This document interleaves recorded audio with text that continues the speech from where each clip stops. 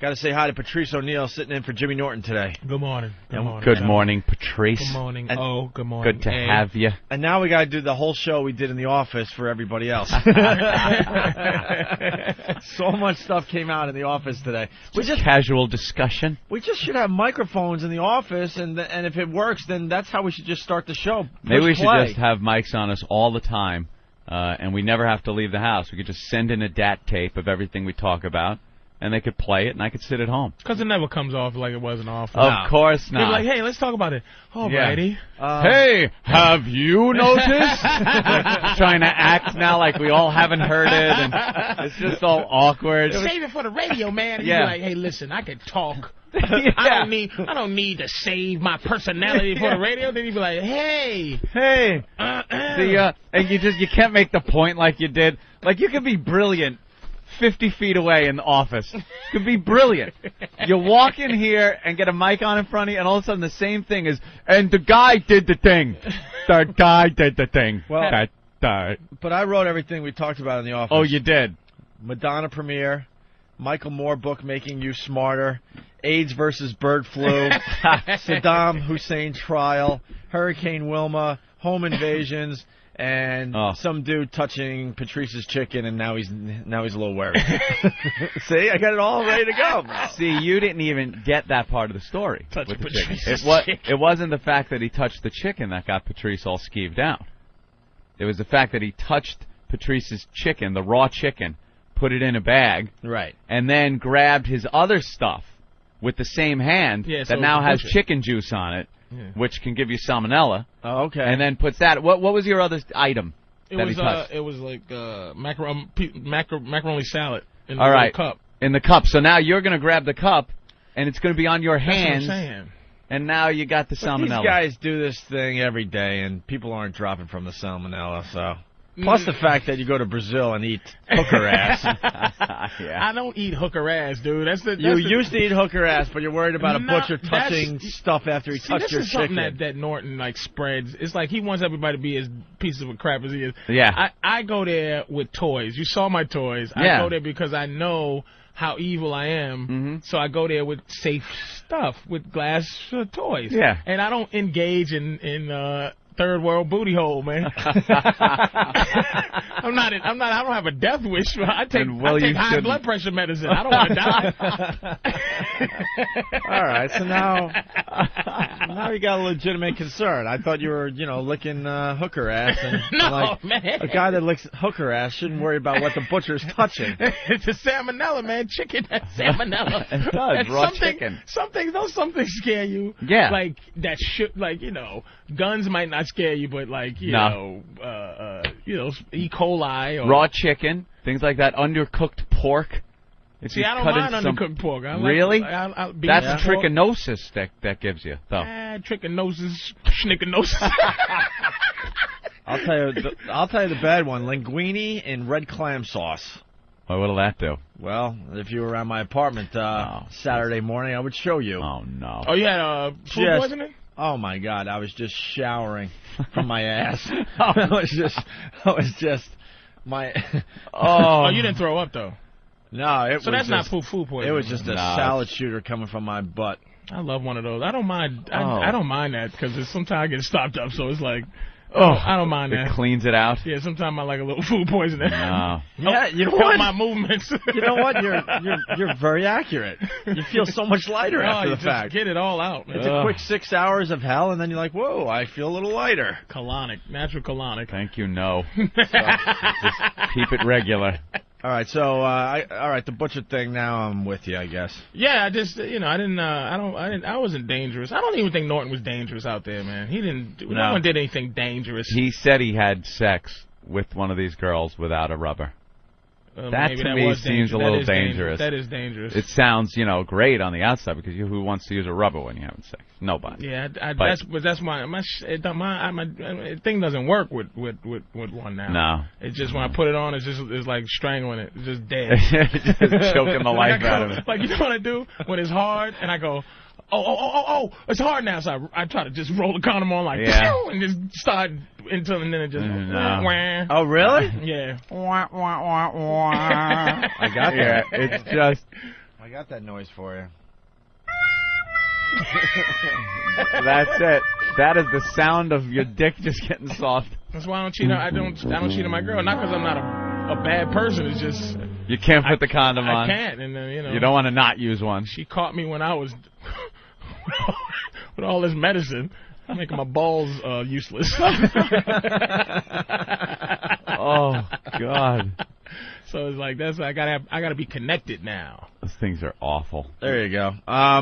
And then the home invasion thing too. Yeah, this has just got me now in a tizzy. We got to explain this for the rest of the. Patrice goes. White people escape from reality. There you go. We got to explain this for the rest of the country. He's making fun of me. But I think the rest of the country could kind of understand this. Yeah. A lot of people move away from the cities to the suburbs because they feel like they're safer. Yeah, you move to a place that you think is a safe place. I moved to the North Shore of Nassau County. Now, this is an area that is pretty wealthy, Jewish, a lot of Jews in the area, a lot of rich Indians that are doctors, you know. They live up there. The book, The Great Gatsby. The Great Gatsby. Yeah, it was set up there. A lot of these things. Teddy Roosevelt's house, you know, North Shore, Long Island. Very nice area to live in. So I figure, hey, I'm going to finally move on up. Like George Jefferson, I'm moving on up. I'm going to live there and not have to worry so much. I lived in Brooklyn for a while, and not, you know, I didn't live in Flatbush or nothing. I lived in Bay Ridge. Nothing ever happened to you, did it? No, it did. It was just, because it's fucking Brooklyn. My car was getting keyed. Come out one day, and my girlfriend's Jeep had, you know, the window smashed out and the spare tires gone. And property damage. And very minor theft. But look what's happening in Long Island. This is the thing, and it's all because there's only one or two cops because there's no need to have a police force. Exactly, and now the guy, the executive of Nassau County, is in all kinds of deep shit because he wants to cut the cops even more during this time when now we need a shitload of cops. Yeah. I want cops I want Nassau County cops. And when you drive through Nassau County, you really don't see that many Nassau County cops. You see some Nassau County Highway Patrol cops, like the guys out on the expressway and parkways and shit, waiting there to pull you over to give you a ticket for speeding. But I want them cruising through those neighborhoods. I want them peeking around, looking. Because there's no crime there. They don't have the patrol. But there is crime now. That's the smart thing to do. And that's not a moneymaker to be cruising, up and down the street. No, that's not making the revenue. It's out on the highway. Yeah, you got to hide in a bush. Getting the that's how you make ticket. the money. Well, apparently now it's easy pickings. That's what Nassau County is now. They found it. It's easy pickings. Well, this has been going on for about a week to 10 days, right? Yeah. Now? This is the past year they've had unprecedented numbers of home invasion robberies. And home invasion, let me tell you, that's again with my law understanding. Yeah. Home invasion is high. It's right under murder. It really is a violent, nasty home thing. Invasion, when coming into somebody's house when they're home, turns it into something where they might as well kill you. Yeah. Why leave you alive if they're going to invade your home if you're home? It's just a horrifying thing to have happen. Now, a lot of these people, a majority of the break-ins, if not all of them, are through some type of open door. These stupid motherfuckers in Nassau County have been living like they still think that they could sleep, with their door unlocked. That's their safety. Look, I can do this. I don't have to lock my door, so it makes me feel like I live in a safe place. Lock your doors, assholes. Batten down the hatches, I say. But why would you do that? Like, you move. What's the point of moving from Brooklyn to go live the same way in Nassau? You know what I'm saying? Like, you went to leave to be safe and feel what it feels like to sleep with your doors open, hear crickets. Yeah. Because people like that. It's either doors or windows. What people like doing in the suburbs is sleeping without the air conditioner on. You open up that window and you hear, the birds or the crickets. You feel like, ooh, that was a nice breeze. You're smelling outside. That's what you want. That's why you moved there. And now, a member of the Latin Kings, or the M18 or whatever they're called, my most horrifying one yet. They are identifying the gangs. There's three gangs that are doing the home invasion. Is it M18, I think? Oh, there's gangs that are doing the home invasion. Oh, yeah. These gangs. The Latin Kings, which are huge out in, like, Brentwood, in Suffolk County, Long Island, out in that area, they're blowing up out there. They're Are they huge. tying up the people? Yeah, they tie him up with the phone cords. They rip the phone cords out. They tie him up. Who has phone cords? I know. You're cordless. You better have a phone cord. Those motherfuckers. I'd be like, oh, I don't have phone cords. They're going to kill me. They can't tie me up. They rip it out. Are you going to install an old-fashioned? I'm going to have an old-fashioned with a phone cord. One of those old, big, heavy Black Bell telephones. And they tie you up, blindfold you. There are kids in a lot of these cases, and they take the kids and they make them lay down on the floor and put pillows over their heads and tell them to stay there. Good God Almighty. And then they ransack the place. They get the jewelry, computer equipment, and load it into a waiting car, and then they drive off. Leave the people there horrified. Well, at least they're not killing them. Yet. Oops. So the last case, they go in. This woman comes out of her bedroom, and they kind of rough her up a little, send her back. Then the husband comes out. He's wearing an NYPD shirt, but he's not a cop. So they go bullshit on this guy. Where's the motherfucking gun? Where's the fucking gun, motherfucker? Oh, so they thought he was a cop. Yeah, they thought he was a cop because he's got the NYPD shirt on. And he's just like, I'm a tourist He's or just, whatever. They're for sale everywhere, Pally. Why did they ever agree to sell NYPD I know. shirts and hats and stuff? Unless you're a cop, don't wear that shit. I've been in situations where I'm a little scared, but then you see a guy in like one of those shirts or a Yeah. hat, and you're like, oh, all right. Great. And then you realize Works at the deli. You realize half these guys are just out-of-towners that just bought the damn They thing bought it. before they go back to Iowa. It or was whatever. right under the fucking I Love New York shirt in his drawer, and he pulled that one out. I feel a little fear, but then I see like a guy with an FBI shirt on. I'm like, oh, all right. Yeah. He'll know what to do.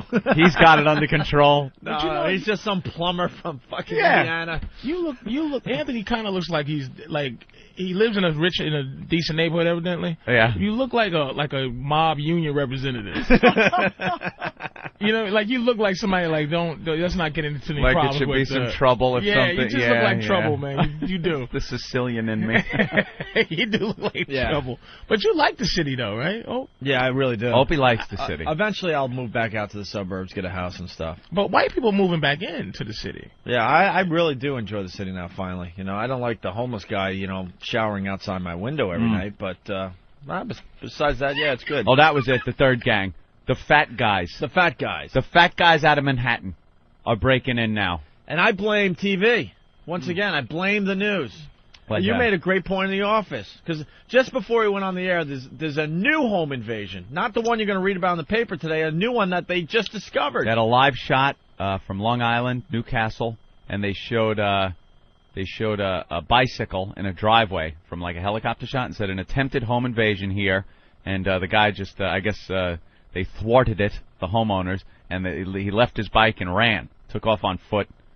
But another attempt, and I think it's these copycats is what's happening. They make it look easy. Yeah, the news is showing you, wow, look how easy this is. It's easy picking, so now these gangs go, all right, let's get a couple of guys together. We'll go out, we'll break in, and, take money. There's money to be money for the taking at these places. It's the fat guys, right? The fat guys out of Manhattan. Nice. I'm a little scared of them, the Latin Kings, M18, and now, I was reading the paper, the locks at Home Depot, they showed this woman buying a big lock. Look at this woman. Look at her. Look at her. That's gonna protect you from the fat guys. Here's what you gotta do. What a bunch of dummies. People are lining up at the Home Depots to get the real expensive locks. The locks. Yeah, that's gonna stop people. Here's what you gotta do, people of Nassau County. Guns! Guns. Today, when I leave the station, I am going right to the gun store and getting myself a shotgun. All of a sudden, the rapier. You're gonna sleep with it? I'm not feeling. It's gonna be right there next to my bed. You really right there. And you've had like some training in picking up guns and just. Oh, he knows how to use a gun. I'm really good with guns. Oh, He's my good. God. I mean, and not in terms of shooting, but in terms of hear a noise and. No, I'm not like crazy. Quick draw. No, like not when the Puerto quick Rican draw. comes in with the pistol to your head, it's like that gun is now his property. He robbed a cop, or which he thought he was a cop. So don't do it. Don't get a gun and Listen, get killed. Patrice, I sleep. He's just upgrading because right now he's protecting himself with a rapier. I have a rapier, which is All right. a sword. That is my Look at his face. Look at his face.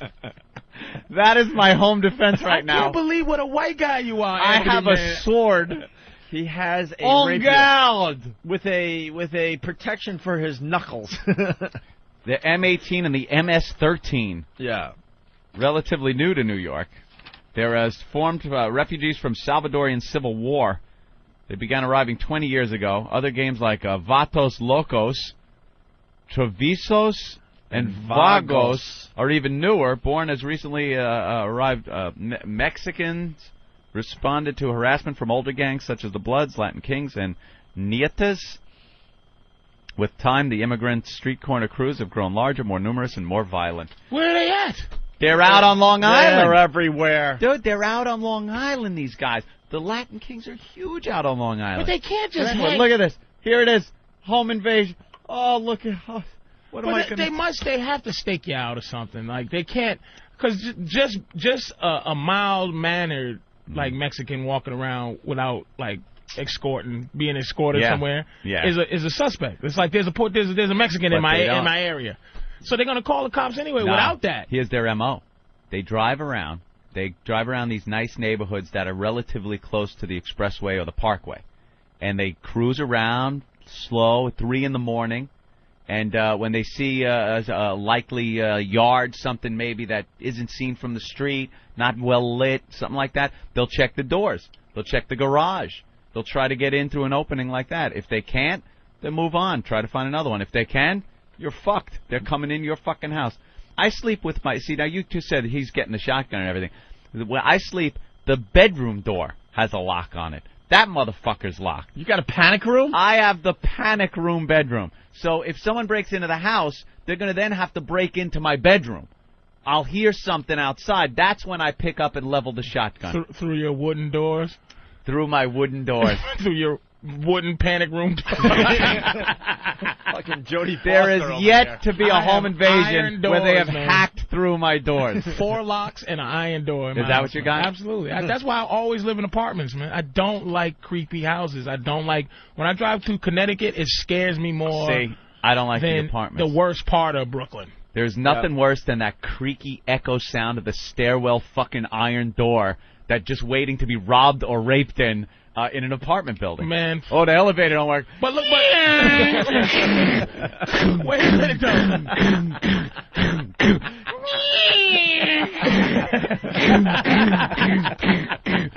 Hey, motherfucker. Oh, no. Oh, no. But now you're scared. You're more scared than when you lived in Brooklyn. You're right. Because of the illusion of safety. Yeah. At least like an iron door. Put it this way. You're safe in your house when you have an iron door and all the creaking stairs and the whatever else. You're true. I mean, you know what I mean? I believe it. And there's always somebody around in New York. Always somebody around somewhere. A lot of people are calling in saying, buy a gun and fire away. Shotgun. This is just... I am purchasing the Mossberg. This is what white people do. Exactly. This is just a setup to be able to murder young, scared... Enterprising. They were afraid of other gangs. Right, and had to leave. This is just protection for them. And they need a little revenue. You know what, though? This is what will happen. If some guy... breaks in or a gang breaks in, one guy gets killed in someone's living room, you know, a homeowner with a shotgun, boom, he's dead. That'll cut back on this. Because then it'll be like, all right, it was easy pickings. They're starting to fight back. That's right. Let's move somewhere else. We're going to have to take one out, Patrice. I'm sorry. Yeah. One's got to go. We're going to have to take one out. One has got to go. This is more non-understanding of violence by the white man. We're going to have to take one out. It's got to escalate. As violent as you people are, you just don't understand that all this is going to do... We're violent. That's what I'm saying. These kids are not afraid of some white dude who goes by a pistol. The M18 doesn't like freedom. We got to fight him. It's MS-13. MS-13. No, and M18. Oh, okay. There's two. A bunch of people are screaming on the phones. It's MS-13. I'm looking here. Gangs like M18 and MS-13. It is the MS-13. They calling. Yeah. Oh, we the MS-13, fool. Yeah. Fool-ass, mark-ass nigga. I'm sure there's some curled up fingers right now trying to represent that. Hey, home. Hey, home. Hey, vato. Vato. Wearing those flannels with only the top button buttoned. The collar. Who's this Anthony Vato? Hey, 2-1. 2-1. Let's say hi to Jeff in Connecticut. Jeff? Guys, good morning. How are you? Good morning. Hi, We're having a good time with Patrice O'Neill. Excellent. Hey, listen, the one thing that nobody ever realizes is that when you dial 911, the police are never obligated to protect you as an individual. They're obligated to protect society as a whole. So buy a gun, stock up, and when you drop one, you're exactly right. The crime is going to drop. You look at places like Vermont, and what's the crime where they can carry guns anywhere? Zero. Nothing. So go for it. There you go. I don't agree with that. There you go. People say if you shoot one of these guys, then the whole gang comes back for you. I just don't. Proven. It's Time and time again, it's proven that crime drops with an increase in gun ownership. That's Because true. people are afraid. Documented. That's true. It's just more conspiracy to kill the black and Puerto Rican. Is that it? It just is. Well, White why people aren't there self-respecting white guys, Robin? To shoot somebody, man. I live around murderers and stuff. You just mind your business. We can't have them coming in our homes, Patrice. Just one home. This is what's killing. How many homes got invaded? I think we're up to 25. That's 25, really? Yeah. That's a lot. That is a I lot. was going to say 4 or 5. No, it's 25, man, and they're just operating. But the Never mind, problem shoot is these Mexicans. they're all in my area. Yeah, just stay. I don't stay like out of that. our neighborhoods. Stay out of my goddamn neighborhood. And then they have We're that. staying out of your neighborhood. We don't. No, go you're up not. to- You go there to buy some drugs. Hell no. drugs. Or pretend you're an undercover cop. It's nothing. That's what. You're safe in our neighborhood. That's where you should move. Where black people are, nothing will happen to you. Yeah. Nothing. Black people just don't bother white people. I wouldn't. Ever. You know what though? I wouldn't be able to drive anywhere. The second I hop in my car and drive, I'd be pulled over. What are you doing here? What are you doing in this neighborhood? I love watching cops. I love when the white guys are driving in a little Toyota or something, and the cops pull them over. Where were you coming from? Oh, a friend. I have a friend that you got no friend over here. What were you doing? What were you doing? No, I was dropping off something for. They never have the story because they were buying drugs, and they always get it out of them too. The cops. What, you were buying drugs? Like, well, yeah, I was. You're gonna get yourself killed. Stay out of this neighborhood. Always some dopey white guy trying to buy dope from the black guys. All right, well there you go. That's Get killed. That's an ongoing story. And I'm trading in my rapier. I'm upgrading. It's almost like one of my favorite games, Age of Empires, Opie, where now I've reached a level where I have to now upgrade my forces, and I'm upgrading to the firearm age. Nice. I'm trading in the sword and the cavalrymen for some musketeers. I'm gonna feel bad for you when you have to deal with the guilt of actually killing a human being, man. Yeah, you know something? There would be no guilt whatsoever. You don't think so? Not if some motherfucker broke into my house. If I killed someone accidentally driving something like that, it would be the most guilt. The rest of my life would be spent guilt-ridden. Some motherfucker breaks into my house, I would hope to get him in the kneecaps so I could just fuck with him a little bit. So I could I would hire people to play out the Pulp Fiction scene with the fucking rapist guy in the basement on the guy just out of pleasure that this motherfucker was trying, probably laughing with his buddies with the last one that he got away with. Like, all that shit plays out in my head. Yeah, Anthony. That he's really laughing. You have dreams of being like a vigilante. Oh, I would love it. Oh yeah, he's just waiting for the day This to is a kill dream, somebody. like- Dead's dead. That's right. Dead's And dead. say a catchphrase like, "You broke into the wrong L.I. crib, baby." Yeah, we need to come up with Anthony's catchphrase today. Anthony's catchphrase. What's my catchphrase when I shoot this motherfucker? That's your job today as a listener of this program. You just Anthony's went- catchphrase. I shot him, and he went, "Oh, eh?" Oh yeah, baby. I got some stats here. In Suffolk County, there have been 17 home invasions this year. Nassau has had at least 29 cases since December. 29. Since December. Great. We're working on 30. That's a lot. That is. Why is that not news? It is news now. They're just starting now, and it's because no one's done anything. The police presence hasn't been stepped up. The people are it's like sheep. They're like sheep. This one woman, they just found that dead body of that girl. Oh, yeah. That woman Sands Point? in Sands Point, which is like hoity-toity exclusive That is area. the Great Gatsby. That is the Great Gatsby house is right up there. They find her dead, and they're talking to the homeowners, and she goes, "I can't believe this happened here. This is such a nice neighborhood. We all, during the day, our doors are unlocked."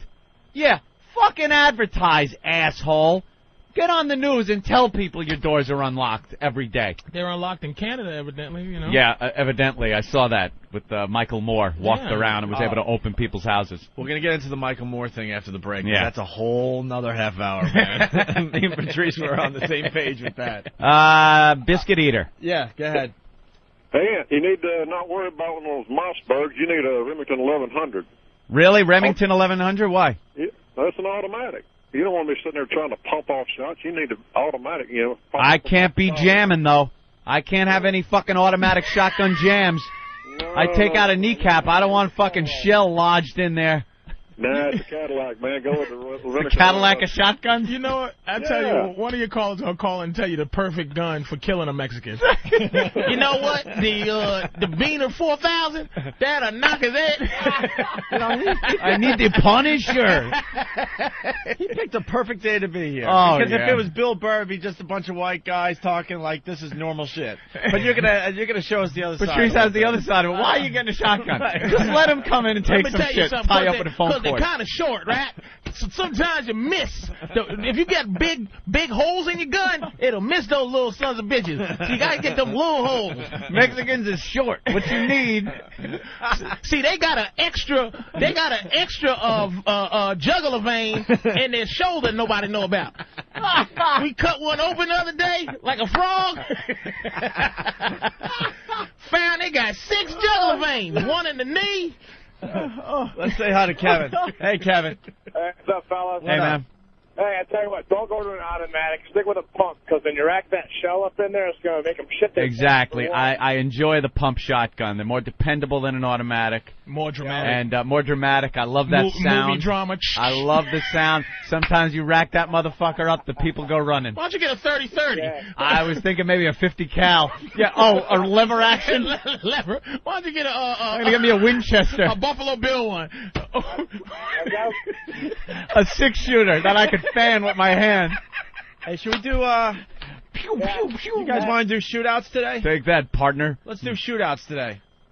Oh, people with their guns? Yeah, you guys, if you want to shoot off guns today on the show, give us a call. This is mostly for our Patrice- Midwest listeners, not our city listeners. Patrice is in shock. Yeah. I'm dead serious, man. That's not fair. The last time we did this, you should have heard the artillery. Oh my Oh, God! we had Artillery. some heavy All artillery. in Wisconsin, that- where yeah, they're yeah. getting ready That for came some out of the war. woodwork. The militia. Why don't The you call militia. them? Call them. I could join. Is there a Long Island militia?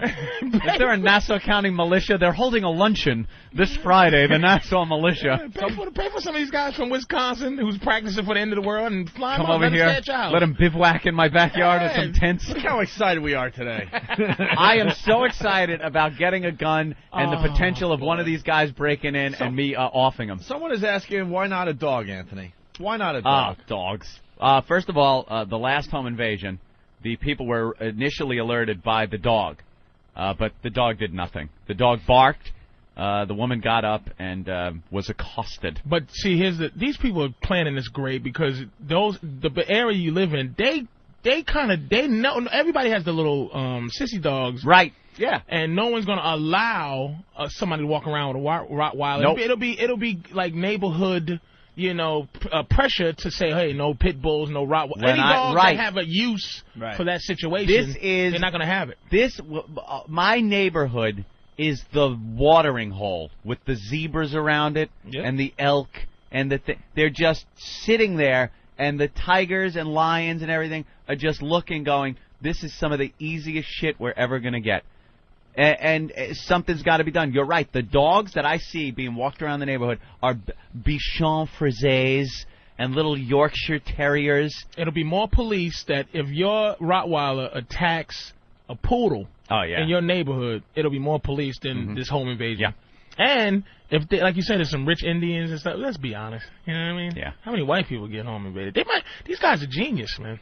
Yeah, they're very smart. They're robbing Indians. They know exactly where to go. Yeah, but they don't know. What, do they sniff for curry first? I bet you they're staking out, man. All right, here we go. You think they're doing a little stakeout first? We got a guy that his house was broken into. Ed, Illinois, actually. I thought it was L.I. Ed, what's up? Hey, guys. Great show. Yeah, I drive a truck, and I got an assortment of guns, and the shotgun, especially the pump, is the best. I was out on the road. My brother's home lives with me. He's about 27 at the time. no offense to your guest there, two, I guess what you guys would call swoogies broke in there. And my brother was arguing with him, and he had a ball bat in his hand, and he was getting nowhere. My wife came out of the bedroom with shotgun. I'm sorry to cut you off. Is the new word for nigga schmoogies out there? Schwoogie. Schwoogie. It's a Boston Jewish term. We have been Schwoogie? using the word schwoogie for many years, Patrice. Behind our back? And yes, you are one. Could you keep us updated? You didn't get the last one I heard was Moon Cricket, but could you please keep us updated? You didn't with get all the mailer? Yeah, I didn't get schwoogies. You know, I need a new white. Cracker's getting old. Cracker's old. Listen to this. The old listeners, they get sick of us telling the stories over and over again, but we got to tell Patrice where schwoogie came from. It was Brucey Mittman. Brucey Mittman, our responsible general manager when we were up in Boston. Jewish guy. Jewish guy. Tiny. He had to be like 5'3". Drove a Suburban. He almost needed a fucking stepladder to get into. This guy was so short and so like he knew he was short and he had to do something about it, so he got the biggest vehicle that rolled off an assembly line Napoleon. at the time. Yeah, Napoleon complex. Definitely. And we had raised some money. Well, we got in a lot of trouble. Yeah, for something. At this point, I don't even know what we got. I don't know what it was, but we had done something where we had a charity thing attached to our CD that we put out. It was a charity for. What was it? I got it right there. It was the only people that would take our money. We tried the Jimmy Fund first. That's where we started. The money for cancer kids. They wouldn't take our money. They did not want Opie and Anthony money. They would rather a kid die of cancer than accept money from the sleaze bags that are Opie and Anthony. So we were trying to do a good thing because we didn't really make money off this thing. So we tried breast cancer. We tried this. Diseases, cancer. More respected than Opie and Anthony. A lot of diseases said no to Opie and Anthony. So finally, we don't need your help. Finally, who came on board? Well, I'm trying to find the credit now. Hold on a minute. Where the heck is it? On the back, maybe? Okay. Can I see that picture? No, because I know what that's gonna. There's some good pictures on there. Hold on. Where the heck is the charity? Schwoogies. Schwoogies, yeah. Yeah. Black people, we really need to come up with some new. All I know is Cracker and Hunky. Pat from Wanaki saying my catchphrase should be, don't fuck with a fancy man. Very fancy. Or... Okay. You've been owned as I finish casting. Feel the cold steel of my rapier. No, sir, I will be using a shotgun. The charity that finally said yes to us was... Come on. The New England Shelter for Homeless Veterans. New England Shelter for Homeless Veterans. Took your money. They were the ones that finally decided to take our money. Can't you just send money? No, because there was a big presentation that they so had they to be involved with. Support it. Right. So we obviously were working. So our boss wanted a little good press. He went down to deliver the big giant check. You know the big giant check? Yeah, the lottery check. The big giant really check. Huge. It's like, what, 6 feet across, whatever? And so he had to deliver, and there was a bunch of black guys that he was giving the check to. I guess they were minority, homeless veteran thing. And he actually was using this to get us out of trouble because we got into some racial shit with another radio station. Now I now remember. So... We got real ugly with a few people and caused a stir up in Boston. So they snapped some pictures of him handing over the check. And right. Everything. So, but as he's leaving to hand in this huge check to the Schwoogies, he comes in as we're doing our afternoon broadcast, all pissed off, going, because of you guys, instead of playing golf, I got to deliver this check to the Schwoogies. And that's where you heard it. That was the first time I've ever heard it. But it existed before he said it. I guess in the Jewish community. Schwoogie. That's like but this guy's like Schwoogie. Schwoogie? You know the Schwoogie? Yeah, how did it spread out to the Midwest? Ain't that somehow... It's like racism really is like the internet. It's like... It is. But where are the new white... How come there are no white terms? We need a new one. You employed guy. What are you going to call him? Really? You homeowner. You responsible father. We need to mix up. What's Schwoogie mixed with? Schwarzer and and Oodleys? I don't even know where it comes from. Yeah, I have no clue where that would come from. what the root word is, origin. But our general manager, who was all pissed off at us because of our racial shit that we got into, comes walking in after giving us a scolding saying he's not going to be able to play golf that day because he's got to deliver the check to the Schwoogies. I cannot believe And then that, he was man. in the local paper smiling all big with all the black guys around him with the big check. Unbelievable. White people never cease to amaze me, man. I'm trying not to be racist, and it's just like, thank you. Thank you, Mr. Schwoogie. All right, we should take good luck, bro. There's a catchphrase they're saying I should have. Good luck, bro. In a thunderous voice. Headshot. People, they're really getting the video gaming because they know I'm into the first-person shooter video games. They're really kind of getting that into it. My catchphrase should be, sir, you're banned. Because now I ban people from the instant feedback when they're nasty. Nothing really hit me, though. I kind of like... yeah, we'll get. I need a good catchphrase. We'll get a good catchphrase for Anthony today. Oh, you looked up the word Schwoogie? It's in. Schwoogie, a member of the African American race. It's a definition in where? Urban Dictionary. But then the second meaning, it says Schwoogie refers to the Opie and Anthony show. Really? Was what their old boss Brucey at radio station WAF in Boston would call black people. Are we responsible for spreading this word? I guess we were the ones that... effing fault, you. I guess we technically invented the term. I think Bruce made it up. Brucey made it up.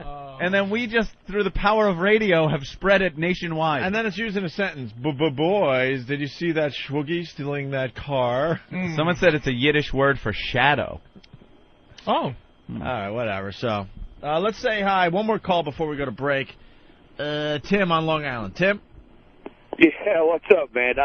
I'm laying in bed last night. I'm watching this fucking pathetic show, Dog the Bounty Hunter. You ever see that shit? Yeah. Oh, my God. Anyway, I'm fucking hearing noises all over my house. I'm up all fucking night with one hand on my shotgun, the other one on my clicker.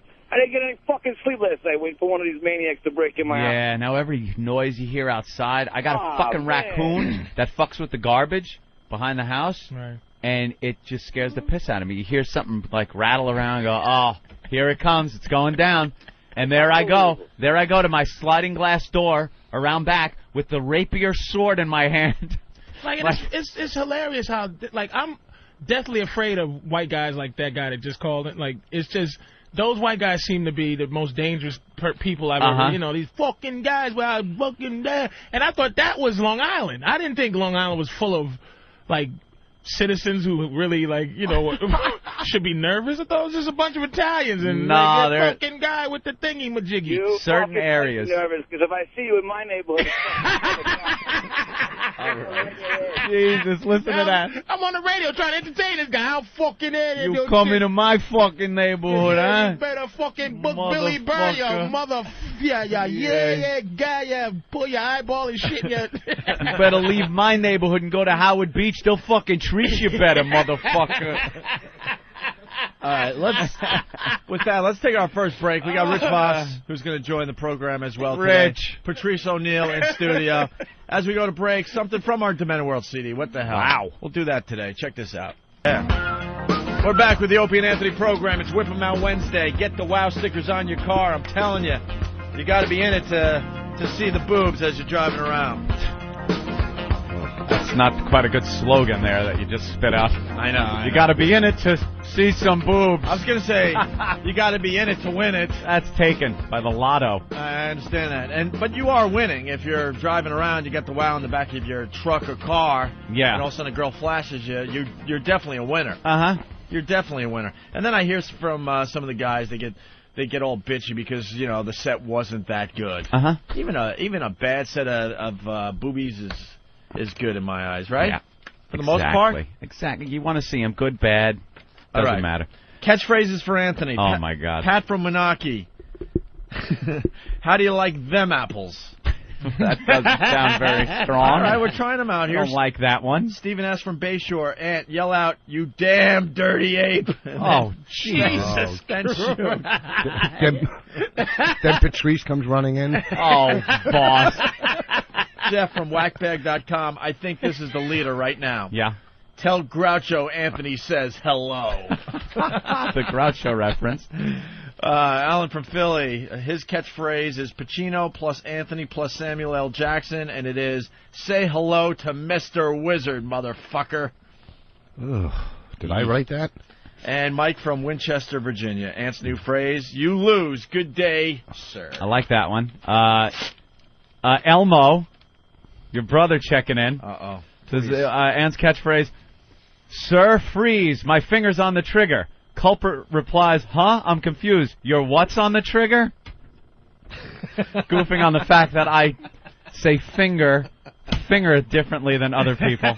Bastards. And then Hooligan from Whackbag, my catchphrase, I've spent over 40 years of my life not allowing a black man into my house. I'm not going to start now. Look at it. It's hilarious. It always comes back to black people. Of course it does. It could be about Chinese gangs. Watch out, Negro. Yeah, right. They said it was Mexicans and El Salvadorians. Not one black person involved. They want to shoot black people so bad. I think the fat guy's out of Manhattan, though. That might be black gang. But I'm not sure. The fat guy? No. The fat guys? Black guys just don't. They ain't do the fat that. guys? No. Fat guys? We know too much about law to to know that you like don't all do they're that. gonna do is send these guys back to Guatemala. Yeah, Squigglemania,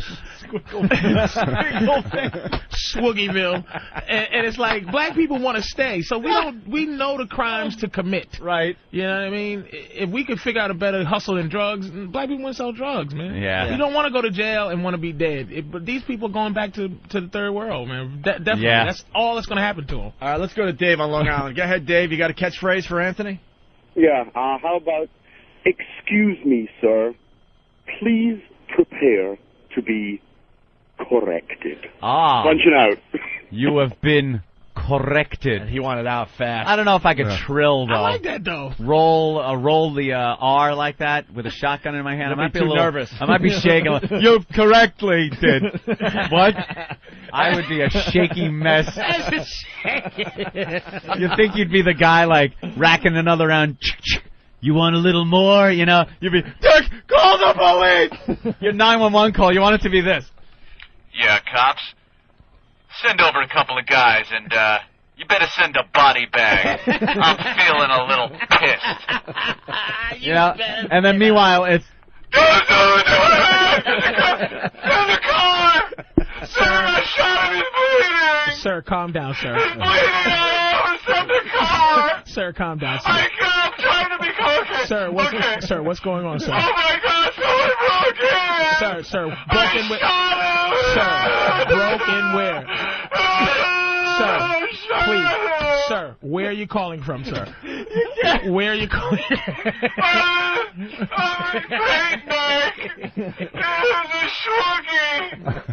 Sir, all I understood was Shwoogie. Please, sir. That's how they all go down. Let's say hi. You got Yeah, send a couple of your boys over here and pick up this mess.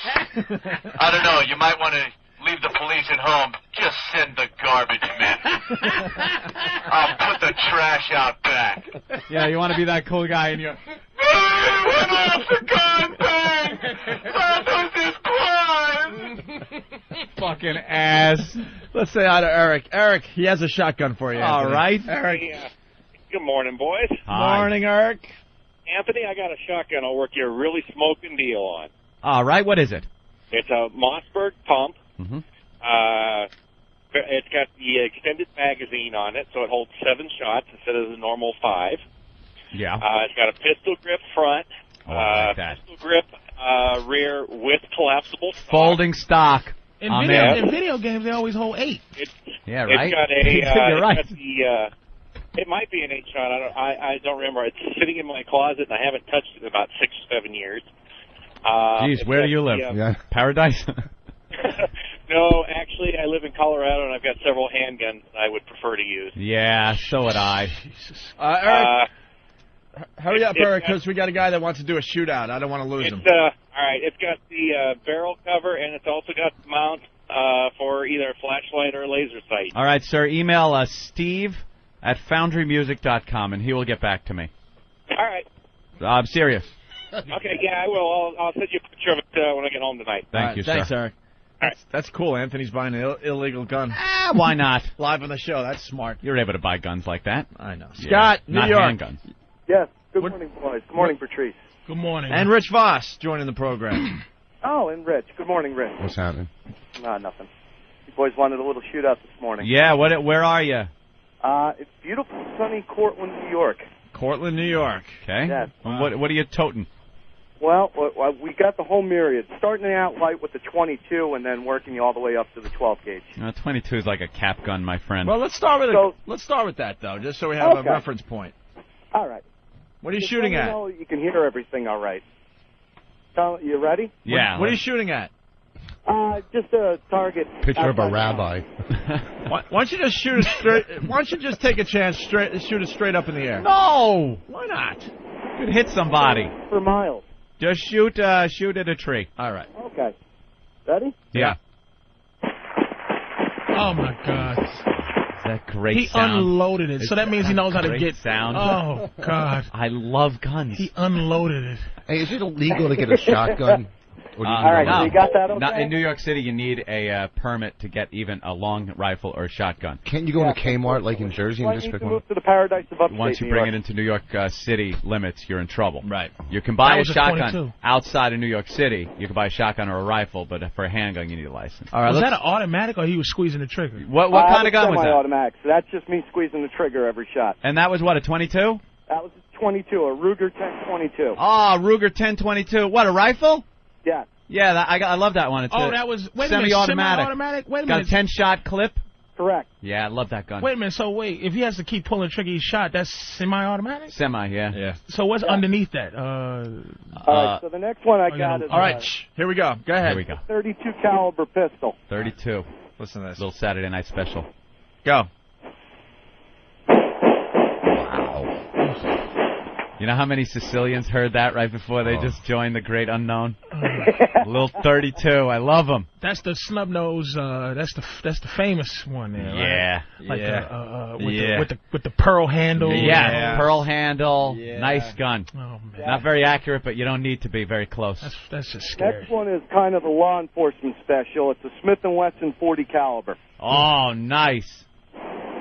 And can you hear it cycle at all? I don't hear that.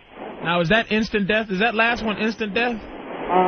It's kind of, you're going to think about it for a while until you get hit with the last shot. Yeah, the 32, Headshot is the over, headshot, he's done. But the body shot with 32, you're walking a little bit. Okay. Yeah, Now this gun will kill you right away. This is death right here. Yeah. Instant death. You ready? Yeah. Okay. Nice! That's just death. You were That's dead just after done. the first two shots. Right? Done. Oh, Done. Boy. That is. Listen to that laugh, you fucking I asshole. love it. He just came. That is great.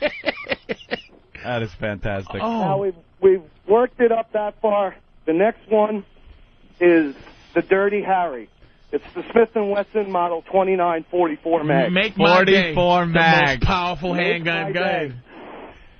All right. Now, I'm going to shoot this one round at a time, even though I can shoot a double action, because it's a bit of a bear to shoot repeatedly. So hold on to. All right. Ready? Yeah.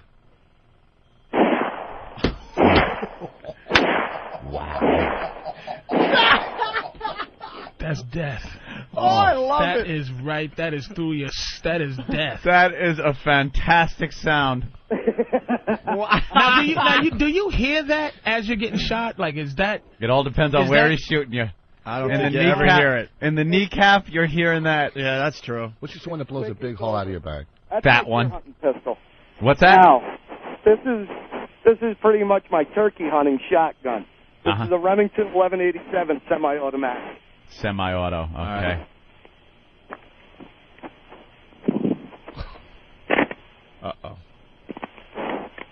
Ready, set? Yeah.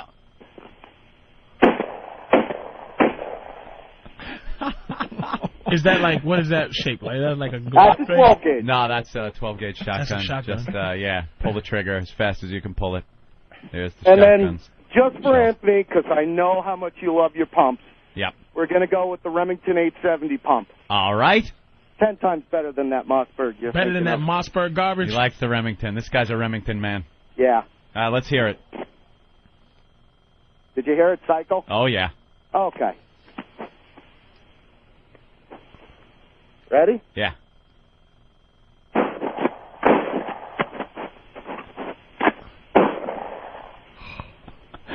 I love All it. done.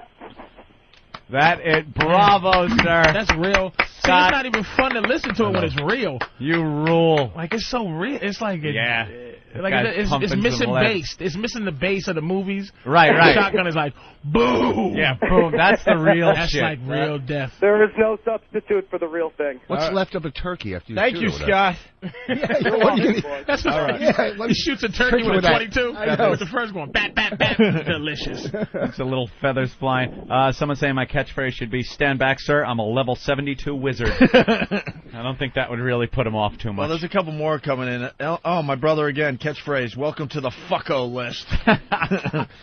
And Tom from North Carolina, smile so I can see you. Oh.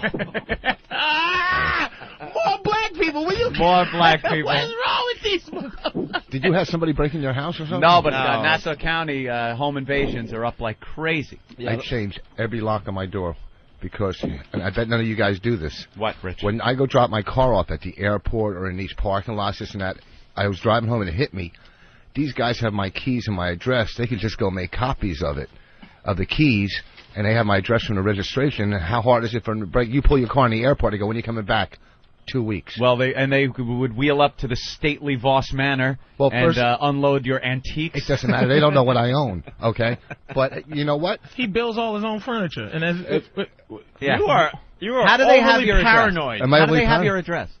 In your glove compartment's your registration and your insurance card that has your address on it. Okay. So they have your keys. You don't know these guys that are parking cars. So your It's not house like this- keys and your address. He's right. not your You know house what? keys though. Of course, your house keys are House on your keys car are on your keychain. Maybe All right. shouldn't You know, put our your- houses have Did keys. you We have don't your- climb did up you- to our house. Here's the thing. Wait, did you have your? Wait a minute. What? Did you have your car keys? They were stolen. Are you just dumb? Listen I to didn't me. hear you. Patrice, they're When you taking park, you clay. do. And they're Not like clay. putting it in Who? their impression in the valet? clay. No, listen, first of How all, are they No copying way. your Let me keys? tell you how something. do you I've copy known your him- keys? You go to I've Kmart known or him to a... for at least 7 years. Yeah. Voss is not smart enough to come up with this you hypothesis crazy? himself. Yeah. Someone you don't think told I know- you. Bonnie. You don't think I know Told about you. crime? Are He you got out of your this mind? from a movie. Bonnie, I didn't get it from a Something- movie. He got it from a Bonnie movie. told guys, you. no, Bonnie yeah, told she him. knows about crime. Here's the thing. Let me tell you something. You don't know these guys that are parking your car. To have your car for 2 weeks, Paranoid. you don't have to go through a clay. You go to a lot. He takes the keys home at night and gets copies Voss, you made. have a 1982 Benz No, I got and a Benz and a- 1972 Beamer. Who's stealing what? Are you just so dumb? Are you really? I Yes. didn't say my car. They have the keys to your house when you leave your car in a parking Nobody's lot. breaking into your townhouse, Rich. How do you know? How do you know? Do you know that they don't know what I have? because No, I- you never been to my This townhouse. is not an epidemic. This is All right. you Yeah, I can haven't go- really You know- heard any stories about parking attendants. This is robbing being overly people. paranoid. Would you just go up to a stranger and go, "Here's my keys. Hold them for 2 weeks"? We do it Yeah, all one the that time. works at the Yeah. damn steakhouse. Yeah. At the garage somewhere. You do it all the time. What's How many different? people are handing over their keys right now as we talk? You're right. And how many of them are getting into a problem? You know, a lot of because the that? navigation systems in cars right now, you program in your house, so all you got to do wherever you are is hit home. Yeah. And the car will drive you there. The car pretty much tells you how to get home. Yeah. So now they don't even have to look at the Reggie. They can turn it on, punch in home, drive your own car to your house, and load it up. Yeah, but you got to know how to work those things. really They're did pretty just tough. destroy his belief system in what he just said. He's like, oh, okay, I feel Oh, much But better. they still need the keys to get in your house. You know what? All right, listen. We got to go back to catchphrases here real fast. John, go ahead. John, go ahead. John, what's up? Oh, Hey. hey. How you guys doing? Happy birthday, Voss. Anthony, if somebody breaks into your house, you should make them say your mom's box before you shoot them. The old catchphrase from the show when we get fired. Very good. Ben in Canada. Ben? Hey, I got a good one for you there, Anthony. Yeah. How about the old Sylvester Stallone from Get Carter? You want to take this to the next level? Punch it out. Oof, he picks a movie no one's seen, no one cares about. From Get who? Get Carter. Have you seen that movie? Get Carter. I've never heard of it. Let's go to Mark in Never heard Oklahoma of it. City. That Mark? Just Hey opening guys, Canada. how's it going? Hey. Hey Anthony, your catchphrase ought to be, "Freeze, you thieving sack of cunt." There you go. That's one of your latest quotes. Maybe if Harry's breaking in. Cocksock from Alabama. Alabama, mo. What's going on, O&A? What do you got today, bro? We're out here in the field, and I got the newer version of the M60. It's called the M240 Bravo. I'm trying to get it trying to get it working out here, so I figured you guys would enjoy a little warming up of 1,100 rounds a minute. Wait. This is the new version of the M60? Yeah. That's when you play video games. That's the top gun you can get. That is the motherfucker. That is the highest upgrade. Yeah, you got to play for weeks to get this. To run around and just chew up cheat motherfuckers. codes to get that gun. That's right. This motherfucker bought that gun by going up, down, L2, L2, R2, L1, triangle. That is a great weapon. That is a cheat code gun. God. Now, what are you doing with that weapon, sir? We're out in the field. I'm in the Army, and we're out in the field. I'm the one who called in before talking about shock jock cocksocks and all that good stuff in Alaska. And you're all set up to fire this thing? Yeah, I'm set up to fire. We'll see how she does. It wasn't firing too well last night, so I prepped it up. We should get a good burst out now. So. All right, let's hear. All right, I'll put you all on speakerphone. Hold what you got. Okay. What is this gun all about, Anthony? That's huge machine gun. Fire. It's evil.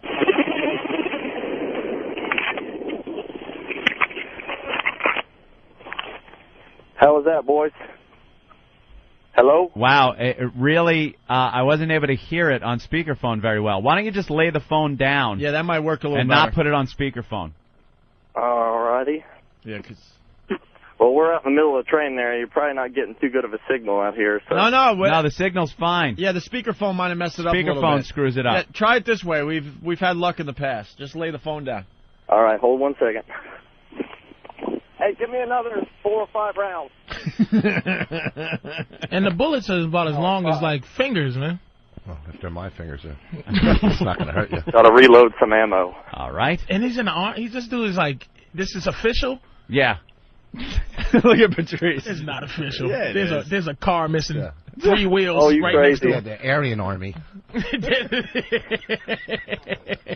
Bust off. Right there. Bust All off. right. All right, here we go. All right, loading her up now. And y'all should hear it this time. All right.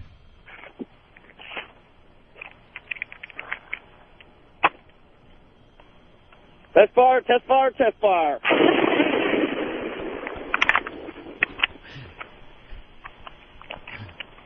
How was that, boys? That was nice. That was just quick 5 rounds. That was loud. Was that one bullet or like 5? That was 5. That was for y'all, O&A. Army loves you. Punching out. Thanks, you. man. Yeah, our Army now has guns. The O&A Army. Goddamn Alabama. Thank God. Our pests have guns. You gotta love it. Let's say hi to Vito in Mississippi. Vito, Hey, what up?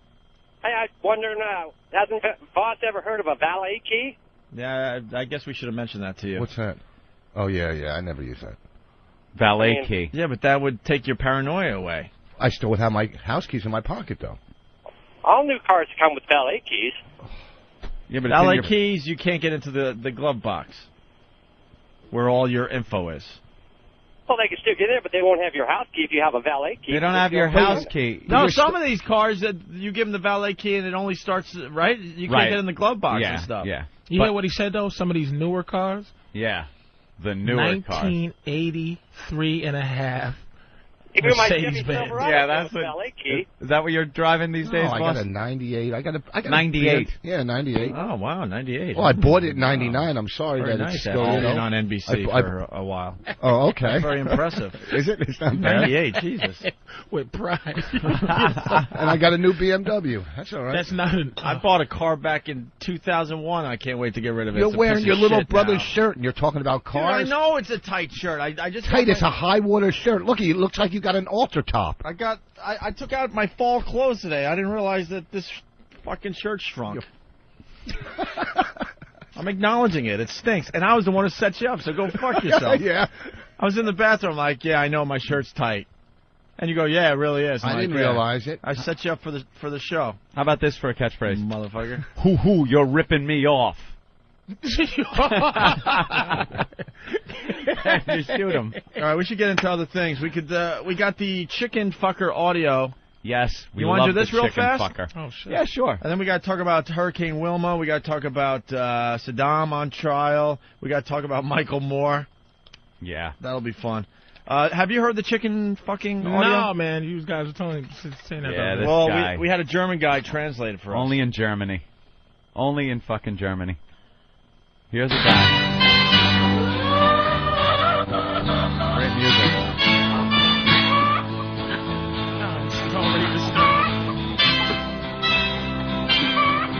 Spaß? Du Hühnerficker. Ja, irre. Ich bin ganz wild auf diese Henne. Ja.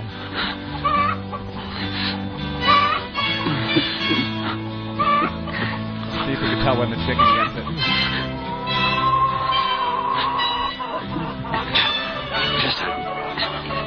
Ja. Ja. Ah, nun geht's gut. Ja, gleich. Ja.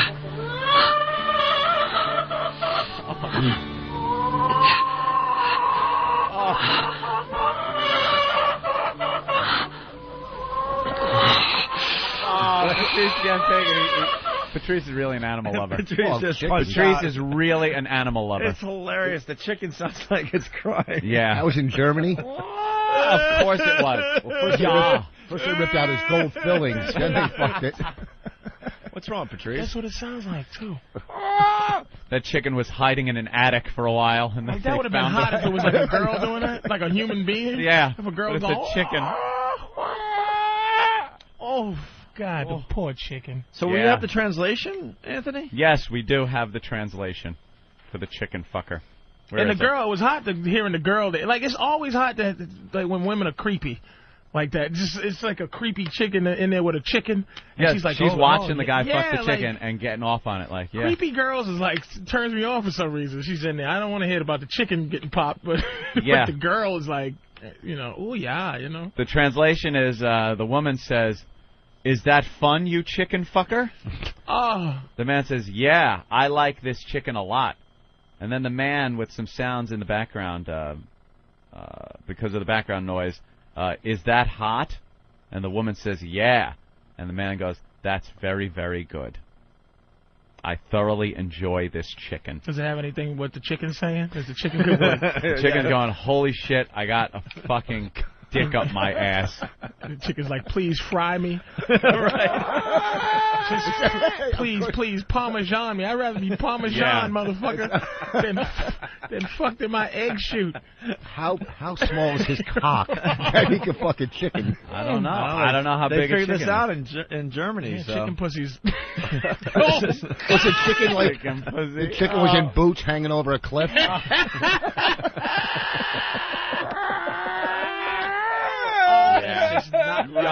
Ja, das gut. Das chicken. You goddamn. Brian in Staten Island, a lot of people have picked up on this one. Go ahead, Brian. All right, I just want to point out that stupid Voss over there called it an altar top instead of a halter top. Way to go, Voss. What did I call it? Did you say altar top? Altar top. Oh, did I? Oh, maybe I did. Even Houston wants in on this. Ruben. Ruben. Yeah. Go ahead, Hello? buddy. Yeah, go.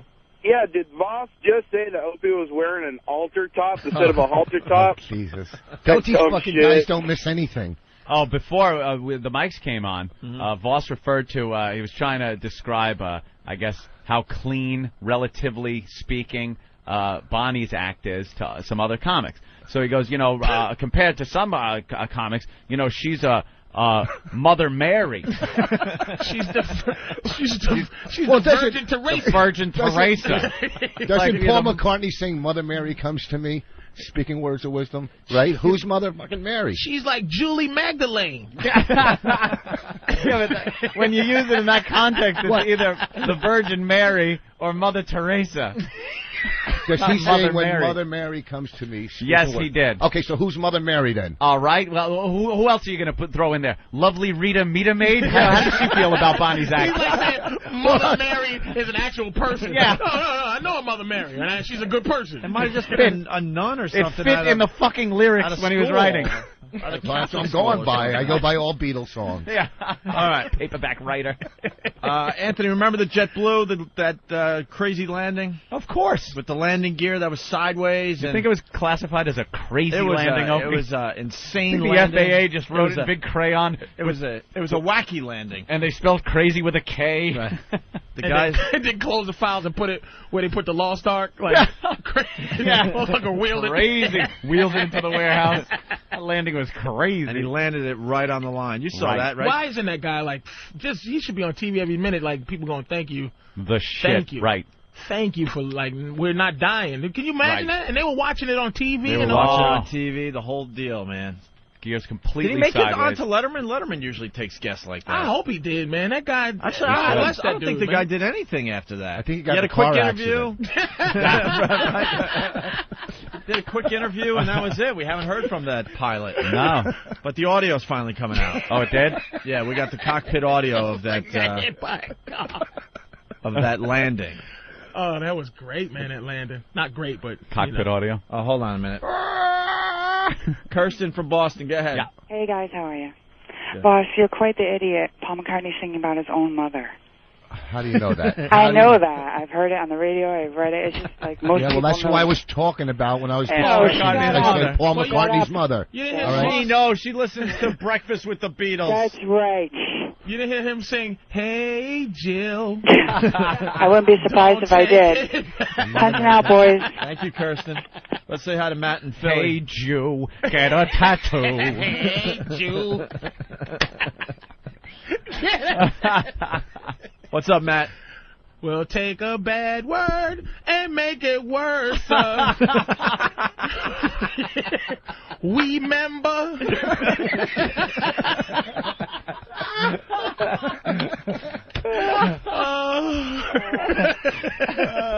All right, let's say hi to Matt in Philly. Matt, you there? Yo, what's up, guys? What's up? I got some background on that German chicken fucker movie. He Yeah. was actually the first one to get the bird flu. Car crash. Wow. Oh, Hurts, man. Sounded better on the phone lines there. Said we deserve the bird flu if we're fucking chickens. Yeah. Yeah. Quick line, it would have been nice. It would have added to the program. Cockpit audio. Oh, thanks, Anthony. I Yes. saw you looking around, bewildered for a second there. Well, that guy just took me out of my game. Took you right out of Holy the shit. Right out of the zone. Oh, he just like pulled away from the mic and just started looking around like, what? Like, how am I Where going what? to... I was thinking just like that pilot, how am I going to land this thing? Where was I? Our wheels are sideways. Right. Cockpit audio. Just minutes after JetBlue took off from Burbank, California, Yeah. heading home to New York, the pilots knew they had a serious problem. Gear is not retracting. We have 145 on board. In audio tapes we obtained from the FAA, we hear how both the pilots and air traffic controllers worked together during 3 tense hours to land the plane safely. 3 hours. There's a possibility, I repeat, possibility only, that the nose gear may be cocked 90 degrees off center. Incredibly, the best way to confirm was to fly by the airport tower and actually have the controllers make a visual check of the landing gear. What did you see on the gear? From the tower perspective, the gear was canted 90 degrees to the left instead of the tires being aligned down the runway. Thank you. That's what we needed to know. We'll get back to you. What? All right. Well, thank you. Wheels are cocked, cantered. What did you say? Cantered 90 degrees? I don't know. I don't know what that means. What does cantered mean? I hope it means straight. That was the pilot that said, okay, and Yeah. thank you? All right. That's all He we said needed to something know? like, okay, yeah, okay, thank you. That's all we need to know. He found out from somebody else that his wheels Yeah, were he saw that the gear weren't retracting, so he thought it was either a bad indicator light, something they could deal with, or that they are cocked 90 degrees wrong. So they fly by the tower, so the tower can actually look at the wheels and see that they're fucked up. And they just told him, your wheels are fucked up. And he goes, okay, thanks a lot. Thanks for that info. Listen how smooth he was. But he was just taking off from L.A. going to New York. Yeah. And that's when they found out. So what's even more fucked up is, okay, either these people are going to die, or they got to land the plane and still be in L.A. And they got to get on another plane. You don't even get to go where you were going. Yeah, and almost die at home. Yeah, like why wouldn't he just, because they flew around for hours. Yeah. Sort of, why wouldn't they have just flown to New York? At least I could die or not die home. I don't know if it's good for the aircraft to do about 500 miles an hour with your wheel. front gear down. Yeah. I don't know. That might aerodynamically. I'm not a. That could cause other problems, I assume. Yeah. I backed it up a little bit. Listen to It was canted 90 degrees to the left instead of the tires being aligned down the runway. Thank you. That's what we needed to know. We'll get back to you with the plan. The plan, burn off fuel to lighten the plane and bring it down, back wheels first, slowly lowering the nose gear. We do request emergency equipment to be standing by at this time. This is an inbound emergency aircraft. Plenty of sparks and smoke, but not a single injury. That guy God is the love him. shit. God love that guy. Like, it's just these pilots are... Why isn't that guy in our consciousness? He should be a household name, this dude. Yeah. There are people that work at a deli that I've seen lose their mind when the slicer breaks, you know? What the fuck? I got sandwiches! Bernie! Fix this fucking... This guy, his plane is fucked up. He's got 100 and some odd people behind him. All right, thanks for the info. We'll get back to you. And the thing is, he didn't have to be that cool. No. So that's legitimate, that's sincere, righteous coolness. Because no one hears him. No one else was... Exactly. Yeah. He couldn't be like, what the... What? Oh, no. Does anyone know what we do when this happens? No. He just, all right. Damn. Damn. Any way to straighten this out? Damn. I saw a movie once. They dropped Charlton Heston through the roof. Can someone do that so I don't have to fly this fucking thing? Ooh, boy. Because I don't have a clue how you deal with a situation like this. Ladies and gentlemen, is anybody here not land a plane with wheels? Just come on up to the front. And It's going to be. Can somebody hijack this plane so we have an excuse for this motherfucker? Ladies and gentlemen, we just got information. Our wheel is canted 90 degrees. It's turned 90 degrees to one side. So we're going to land this thing. It's either going to be a little bit of sparks, and we're going to be fine, or we're going to be on a 500-mile-an-hour sit and spin. So y'all just sit back, and I'll get back to you. That's what I'm going to do. Get back to you. Excuse me, stewardess. What the fuck does canted mean? That would be the... Yeah, ladies and gentlemen, I thought we had a problem, but apparently we don't. The wheels just seem to be canted, which I guess is fine. I'm going to whisper, excuse me, I don't want to go. What the fuck is canted? I notice a lot of people working on PCs out there. Could someone just punch up dictionary.com? You Google. Put in C-A-N. Google canted. And then there's somebody that thinks they know. Whoa. I think canted means twisted sideways, nigga. Now, I punched a nigga in the face and his jaw was canted. Now, how the fuck? This nigga have a canted jaw? You telling me somebody done punched the motherfucking wheels on this plane? So you saying the wheels is like this nigga's jaw? Canted? The motherfucker's canted? Sir, calm down, please, sir. Fuck you! I told that nigga I knocked out. Nigga, your jaw's canted. He was all fucked up. And that nigga couldn't land. Yeah, he crashed right on the sidewalk. That nigga crashed on his fucking face line, knocked him up in his jaw, and it was canted. Miss, we are fucked up, ma'am. Holy Talking shit. to his neighbor, you know we fucked up, because this shit's canted. I canted a nigga before. Holy shit. God damn, that pilot is a genius. God bless that guy, Cool man. motherfucker. Bravo to Patrice. Oh, God. Hey, why don't we take a break on that note? We all need to breathe a little bit here. We'll continue with Patrice O'Neill and Rich Voss. Lots of show to go. When we get back, we got to talk about AIDS versus bird flu and Michael Moore. Getting smart by reading Michael Moore books. Yeah. Across America. And we couldn't be happier. In studio, Patrice O'Neill today, Rich Voss. We haven't seen Rich in a while. He's now a married man. Just back from Hawaii. How's that working out for you, the marriage? Well, you know, we're in Hawaii on a honeymoon. This fucking bitch almost killed me. We're snorkeling every day, right? You ever go snorkeling? So we're snorkeling. So the last day I'm snorkeling, I'm out in the water with her. I said to her, I go, you know, let's go upstairs after we're done and we'll, you know, have sex. And she goes, I can't. You know, I'm on my period. I go, we're in the fucking water, snorkeling, and you're bleeding. Oh, no. Right? You know, because that attracts sharks, so I just fucking swam away from her. This nigga married Bonnie just to have an extra 35 minutes. No, I'm serious. He really married material. Voss is committed. Well, they do warn you about that when you go snorkeling and diving. Yep. You can't be on your period, right? Nope. She goes, oh, no, it doesn't matter. Wouldn't be smart. That's like chum. I played like golf 3 times in Hawaii. It was nice. Yeah. Fucking Hawaii. Wow. Nothing. Why would there be something on that? No, I'm just saying. I was playing golf. I was snorkeling, though. amongst everybody that wasn't, like, we were in Waikiki, Mm-hmm. and I was in a place where where you don't snorkel, but I didn't know that. And I'm such a tourist, so I'm sitting there in like 2 feet of water with no fish, just snorkeling, and people are looking at me going, what's this fucking idiot doing? Hey, it's Voss. Hey, it's Voss. Oh, you got that on your machine? Yeah. The band. All right, big news. Saddam Hussein's on trial. Today's the first day, right? Yep. I guess the trial started with him refusing to say his name.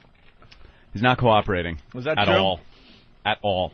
Well, we got some audio here. Let's listen in. What happened today was supposed to be the beginning, mostly administrative. The panel of 5 judges was receiving the defendants, asked all of them for their names, and was trying to see if, in fact, each one of them had assigned a lawyer. However, when Saddam Hussein himself came into the courtroom, he was led in by 2 Iraqi guards wearing flak jackets. He immediately refused to even acknowledge the judge's questions. He said, I don't recognize this court. I don't recognize the body that has authorized you. And he started out by asking the judge, who are you? I want to know who you are. The judge was very determined. He kept asking him again and again, look, you'll have your chance to speak. Just right now, please. Give me your name, tell me who you are, state it in full. Saddam continued to say, I don't recognize this injustice, and he refused in the end to give him his name. And then after 6 attempts, the judge told him, well, just sit down, and then they went on to discuss with other defendants, some of whom were also defiant and are refusing to cooperate with this court in any way. The judge, however, went on to say that Saddam was accused and the other defendants of murder, torture, rape, and said that they face the possible death penalty if convicted. Wow. How dumb is this judge that he wouldn't even know the guy's name? He's in the papers. How horrified Hey, are they? How horrified are they, man? They must be horrified of this dude, man. Yeah, because like you said, he's going to be back in power, and he's going to remember all these people. Yeah, no one wants to really stick it to him. It's just, why are we there messing around with these people, man? Just let him just leave that boy alone. I hope when they find Osama, though, that they don't find him the same way they found. I just hated the way they found Saddam. Like, I just didn't want to feel sorry in any way. Now we do. And you just feel bad for him. And I just hope they don't.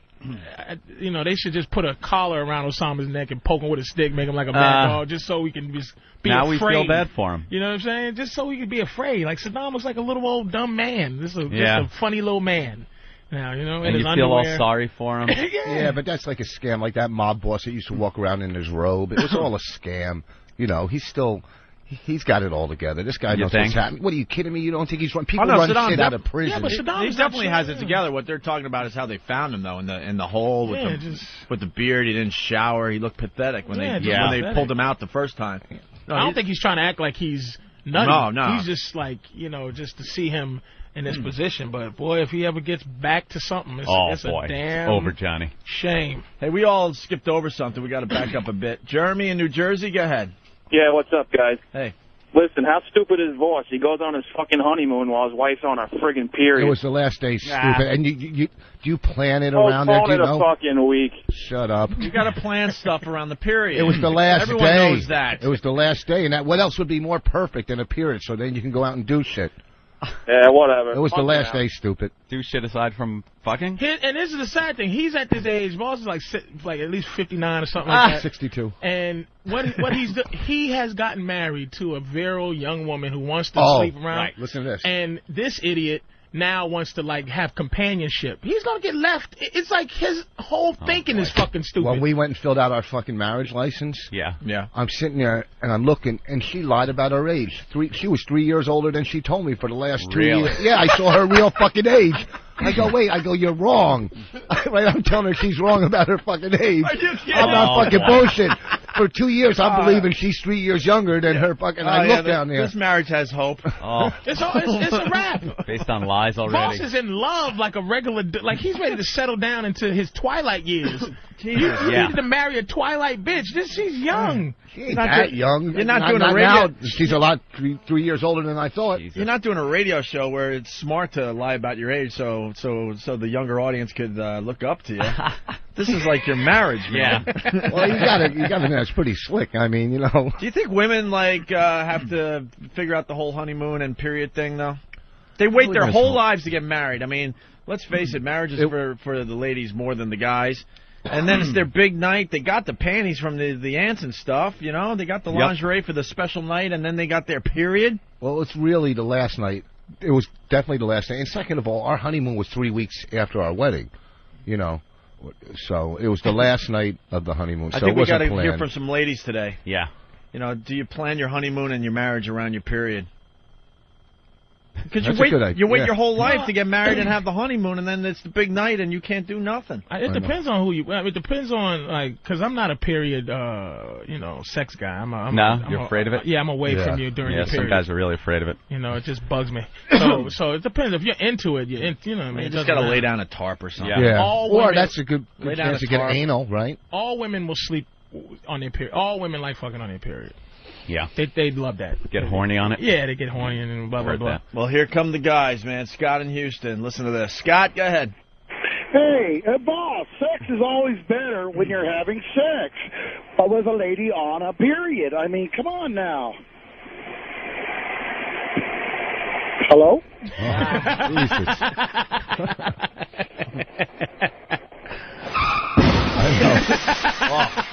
Well, when they're on their period, at least you can pretend you're killing them. Damn it. Hey, it's Ross. Come on, that's a great line. Yeah, for a morning zoo. Oh. Hey there.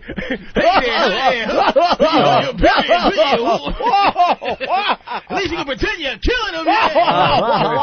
Hey, it's Ross.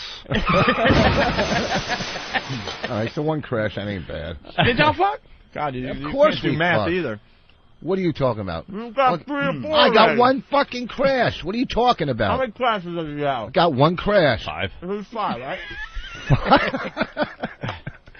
Hey there, come on. Hey, we have we have Rich Voss on the line. Rich, heard your wife was on her period with it. Well, hey, who? Hey, you got. Hey, it's Voss. Hey, it's Ross. Idiot.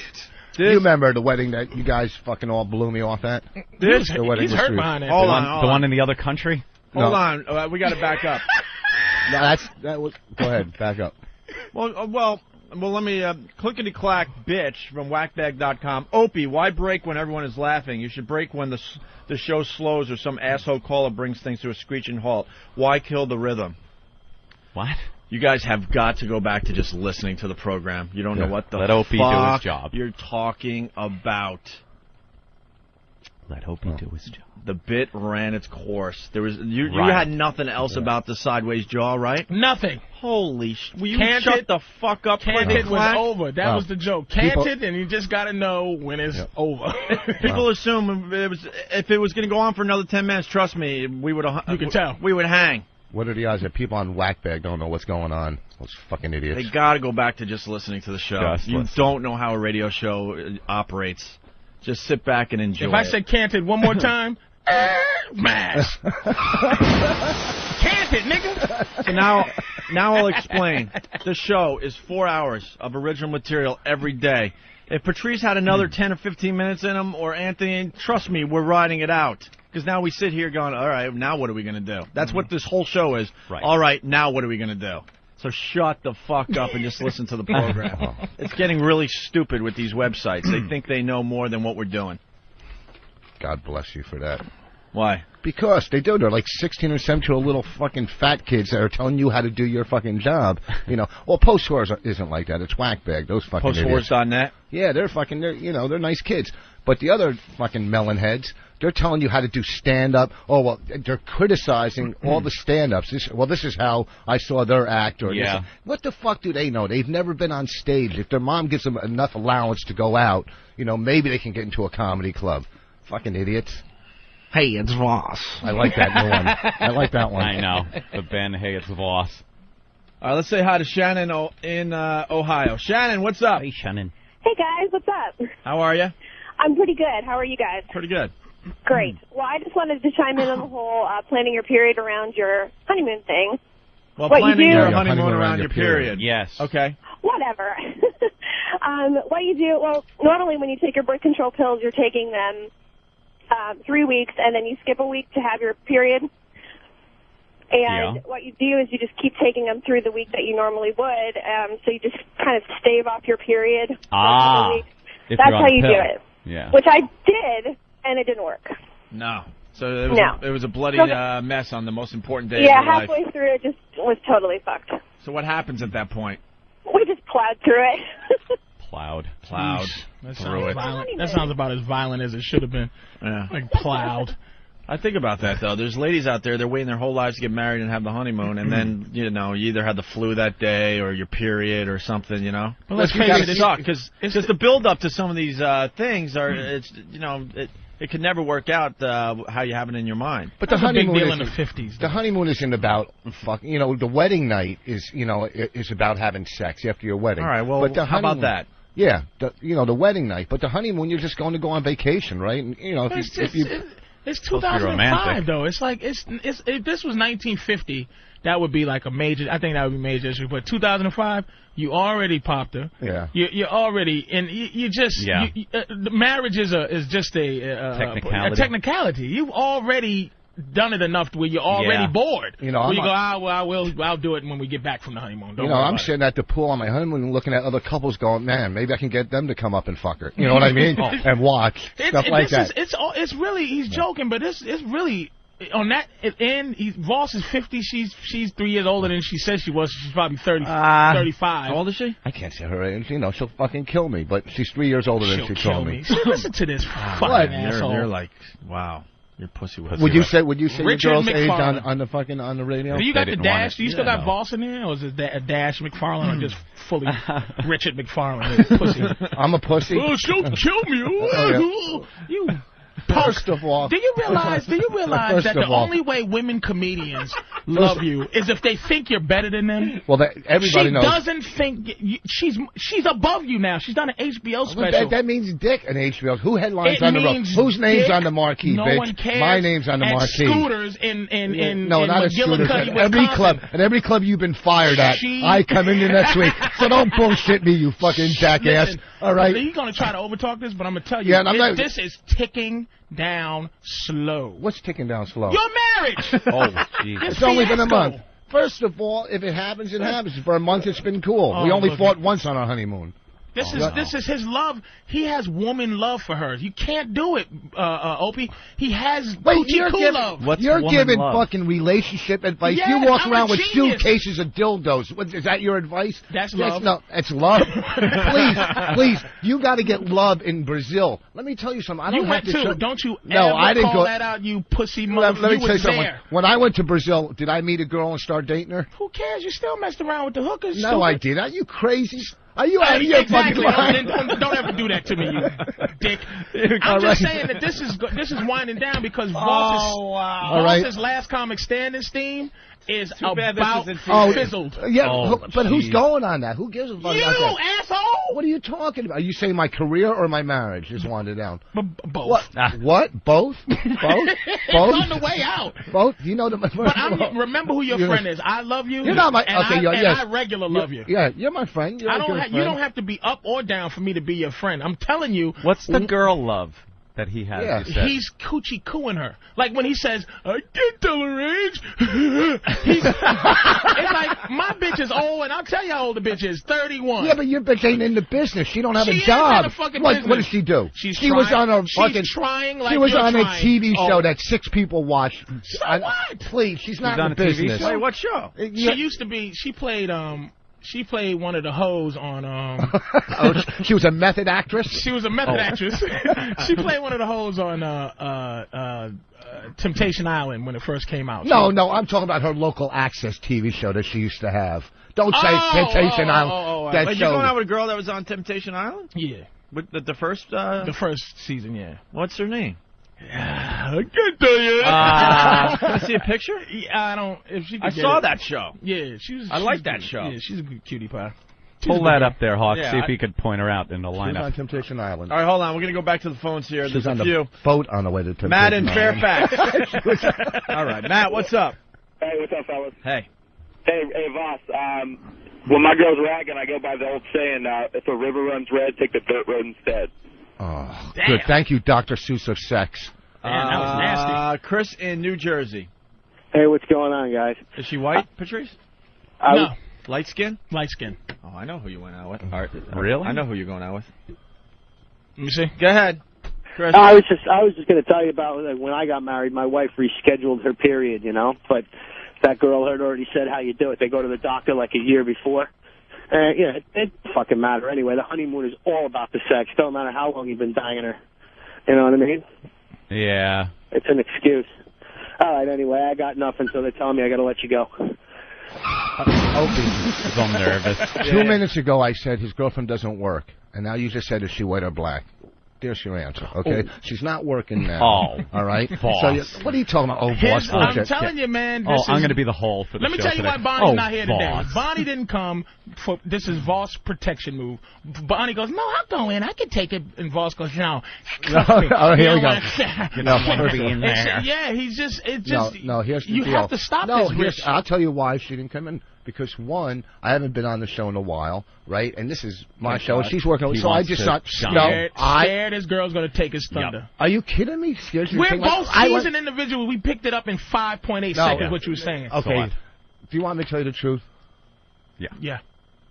She left. She didn't want to come in. Oh, she left me. Why did she want to come in? She wanted to come in. Because we just got off the plane. Whatever. She's going to come in again. No, because the last 3 times I was in, I brought her, and I'm not going to come in every time with her. I got to come in alone, too. Do you believe this? No. Yeah, no. What do you mean you don't believe it? Why? We don't believe it. So you are going to try to have a life without her? What are you talking? Of course you have a life without each other. And her career and my career are 2 different careers. They weren't when you were bigger. What do you mean I was bigger? I went on the fucking Oscars this year. She did an HBO special. We both had a pilot. It's been a good year for both of us. We don't compete. It's been a better year for her. I'm glad it has. She made the fucking money, and that helps. You said you what on the Oscars one? I wrote on the Oscars. Oh, so we both, we don't compare. I'm just making sure. He slipped it out so quickly that you might have heard he was on the Oscars. Yes, you said you were on the Oscars. No, I said I wrote on it. Don't try. Look, I fuck up enough. No, you said you were on the Oscars. We'll play it back. We'll play it back. Listen, okay? I don't mind. Look at us making fun of him on or wrote. I know. It's still pretty impressive. Yeah. It's huge. Okay, so I know, but you don't want to hear that crap from your pals. Thing, man. I'm not saying I love my girl. I'm just saying you can't. Voss is so not accustomed to regular people love that he's just going in like 60 miles an hour at this, man. He needs to slow down a little bit and gain that respect, man. No one looks at at you with the adulation they used to, Voss. First of all, your what shoulders the fuck are are you slumping. talking about? Adulation. Here's the deal. Because you meet somebody and you fall in love with them, that's wrong? No, that's wrong? I didn't say that. Okay. So I'm then saying there's a certain kind of love, can't man. help. There's a certain kind of Do love? you agree that women should just have a certain respect for you, for them to like you? Yeah. They can't look at you like, man, whatever. Are you crazy? How could a girl not respect you and then marry you? You're going to get cheated on. It's easy. That has nothing to... Women don't marry because of respect. That's just some social horse shit. They don't marry because it's like, oh, I respect him. That's when they don't respect you, when they force you to marry you. She didn't force me to marry. I got a deal on the ring. I like how Patrice just slid that in. I got a good deal. They forced you to marry. All right. And then, okay. You'd make a good lawyer because he said that like it was fact. We could talk about the wedding and all that shit and get into that big fight, how everybody fucking blew it off. Let me show you. I didn't blow it off. No, you came. First of all, your fucking crew here, Steve, Ben, Master He's Poe. holding grudges. No, look it. Let me mad. This has been stewing for a long time. Serious business. Oh my God, he brought in the invite. Let me show you fucking something. All right, shut up. Wait a second. This was a very important day for Voss. Here's the invites with all 3 of these cocksuckers. Yeah, we're all coming with 2 people, right? Here, and these are invites, right? This fucking thing costs... Is this to the wedding? Yeah, to the reception party at Caroline's when you were having dinner with your agent and blew me off. But listen, Mr. fucking Hollywood, I'm tired. He's having dinner with his agent, you fucking jackass. Wow. But yet you'll sit in a fucking hotel room with me in fucking Miami and cry about your sprained fucking wrist. All right? Oh, I can't come to your wedding reception because I got to have dinner with my fucking... You said you understood. Oh, go fuck yourself. You said you understood. No, fuck it. Wow. Hold on a minute. No, wait a second. Dude, Mr. Hollywood. Wait a minute. Your reception was on a Tuesday night at 9:30 at night. I guess you were getting sushi then with fucking Mr. fucking agent. He's more important than you. I guess you save money. I guess you got save. raped, I was there Yeah. to tickle your ass. asshole, so you wouldn't feel bad. Now look at you. Don't jump in on my I don't partner. need you anymore. Okay, you're right. You don't need me. When I was lonely and going through my shit, you were there and you listened to me. Let me finish. But I'm happy now, and I don't need you anymore. Okay, let me tell you 10% to the agent. Oh, I'm sorry, I got a wedding reception to go to. But let's talk a little bit more about my fucking horrible career. Listen, let me explain something. I called and said I couldn't make it because I knew didn't get my Anthony sleep. wasn't going to. I knew he wasn't coming. Why aren't you giving him shit? Because he doesn't leave his house. You know that. Like, he doesn't even attempt to be your friend. I don't care. I didn't. Listen, I knew he wasn't coming because that's how you set the your video life games. Up. Right. No expectation. You're right. You're right. I didn't expect. I never disappoint. But wait a second. Wait a second, stupid. First, let's get back to these invitations. I never sent in. Okay. I never sent it back saying I was coming. This wedding cost $7,000. Let me show you, $7,000 at the comedy club. Okay, you're right. That's why I made a mistake. I thought it was going to be a nice place. No offense, but when we hear you're doing some kind of post-wedding thing at Caroline's, stupid me, I'm thinking it's just a comedy night. All right, here's the thing. You're right. I could go or not go. It wasn't at a reception hall and all that. But wait a second. Wait, you're right there. Did it even have any? But listen, let me finish. Was there free drinks or yes, it was anything? free drinks, you came to free food. Okay. I came to Morton's, that's right. Because you knew there's going to be cameras there, jackass, and you never did No, you know that's not true. Okay, well, I don't like that whole camera shit. You're right. Even at Patrice, because I sat next to Patrice and he goes, man, you look really nervous and like you don't want to be here. And I said, exactly. I know you because this dope fucking gets a steak dinner for all his pals and then it has a camera crew there to film it for a stupid show that no one's going to pick up. But first of all, let me finish this. Okay, let me finish this. Let me finish this. You can't even hang with his friends. We're all there like, wow, this is pretty special. I said this. He's got a gift certificate for what was it, Morton's? Wait, first of all, and he's treating us all to steak. To steak, like, I this is so nice. But we have to sign over releases and all sorts of shit. We have to give testimonials in the hallway. That's not a way to eat steak. You ate your first. This jackass comes to. We'll get back to the wedding in a second. It was English Busters meets Jackass. Listen, he comes to the fucking party. Not only eats steak and lobster, dude, right? I've never seen anyone eat more than Patrice. Okay, I don't expect him to bring a present. He can't walk in with a present with no thumbs. But here's what I'm trying to say. All right, that was a party, right? But that was the whole stuff. The wedding, those invitations right there. Okay, my mistake was having it at the conference. That was my mistake. But I will try to defend myself. Okay, but wait, listen. I got your. Are those as real as a wedding invitation, reception invitation? I got your invite. And look at. What? Okay. What? Okay. So what? Let's even say you said you called and said you can't come. Okay. I cool. said I wasn't going to make it. Yeah. 9:30 is late. All right. For morning but guys. These guys and 9:30 means nothing's even going to happen until like 10:30. Master Poe flew to L.A. to Ralphie's wedding. He couldn't go 2 fucking blocks to Caroline's, but yet they said they were coming. So when I went to pay for this thing, you're expecting these people to come. He's really mad because he's just pulling out other stuff. Like you never do that. He's snitching on people's lives. Well, here we go. Master Poe went to the moon yesterday. Did you right there? Don't come. Does it say Master Poe +2, Ben Sparks +2, Steve before we +2? get everyone on the mic here, in front of me I got some responses. Please respond on or before August 30th, 2005. Mr. Ben Sparks, number of persons attending, 2. 2. Master Poe, number of persons attending, 2. And then he even writes, yes, I will attend, signed Master Poe. Okay, that's $400. And Steve Carlisi, number of persons attending, 2. Okay, where's mine? You never responded. That's right. I wanted to keep it up in the air. I wasn't sure. Okay, if I was but he said it cost. But he had 7,000 cupcakes there. It wasn't. No, wait, whoa, Patrice.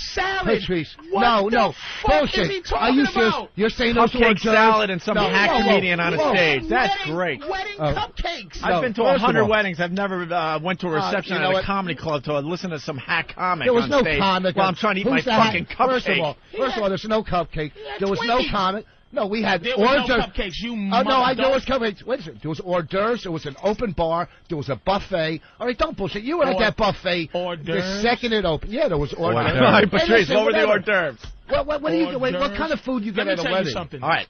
First of all, I'm gonna say this. His reception. The reason you didn't go, it was exactly like the reason you didn't go. I didn't. It was not. It was a calculated thing.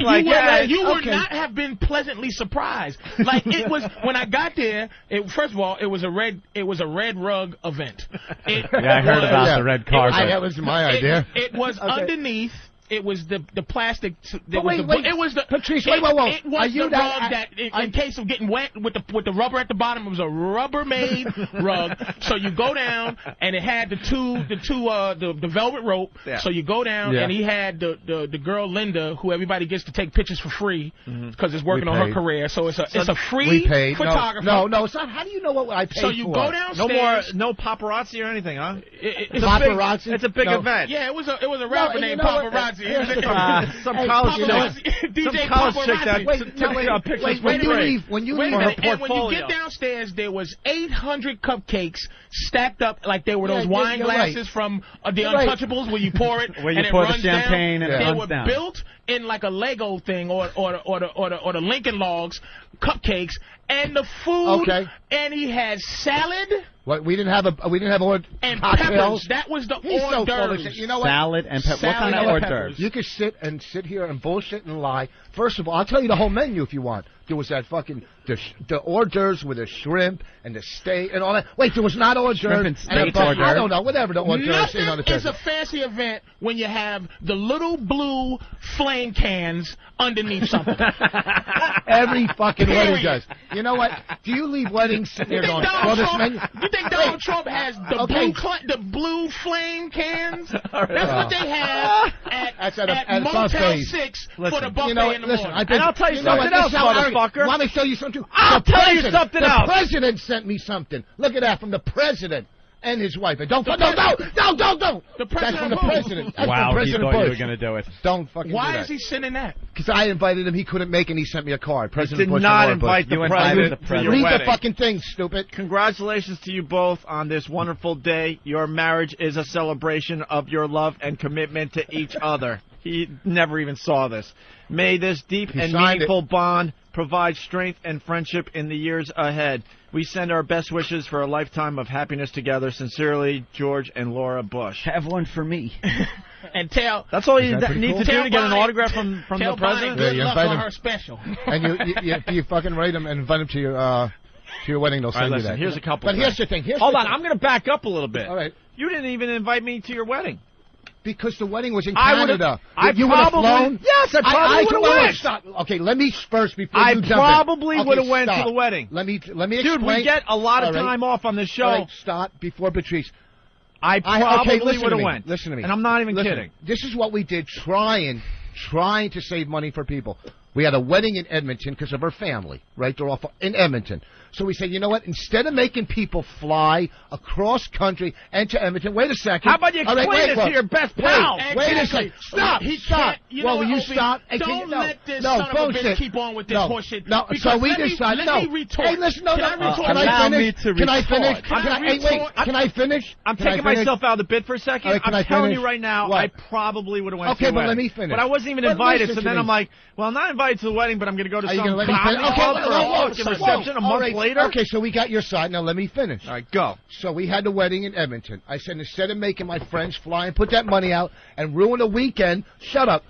I'm going to have the wedding there for her family, a party in New York, and a party in L.A. So we don't make people fly all over the country. All right? Is that being a little considerate? Is that yes or no? Is that being considerate towards people? I'll say this. Yes or no? If you explained it to your friends. You didn't explain that to me. What do you mean explain it to you? It's quite obviously we're getting married in Edmonton and throwing a reception party in New York so the people don't have to travel. How about a quick call or email? I'd invite you, but I'm trying to, We didn't invite. It wasn't. The wedding was for her family. The receptions were for fucking. Ralphie did the same thing. Bonnie didn't want any of your comedy friends there. And that bullshit, Patrice. Yeah, you know Patrice? what? You know what? Because Patrice, it was her special day, and when you guys get together, I'm kind of an outside member of this. I'll be honest. No, okay, but you guys get very vicious within the comedy circle. And you know what? And she didn't want any of that on her special day. You're wrong. Yes! You know what? You're wrong. You're wrong. It was my idea. He's been serious the whole time, but then he just goes. No, because you guys. And I'll tell you why. I'll tell you why. Because we were at that steak dinner, and Bonnie saw a preview of what it would be like at the wedding. So first of all, friend is allowed to her family's house, and that's why she had to control. We didn't go to her family's house. Her family's listen, we place didn't go to her family. Edmonton. It was 3 hours from her family's house, stupid. Here's another thing. It was 3 hours from her family's house. Right? This is so important that okay, he's saving us the trouble of his wedding, right? Of traveling to Edmonton. Why isn't he saving us the trouble of his reception? If he didn't want to cause us any problems and save our monies and save our time, why is he trying to monopolize this time? And why is he upset Voss, that she didn't come to the cupcake reception? Keep calling it the cupcake, whatever. Here's the thing. With extra frosting, giant cupcakes. First of all, why am I upset? Because I haven't been in studio, so I haven't let this out.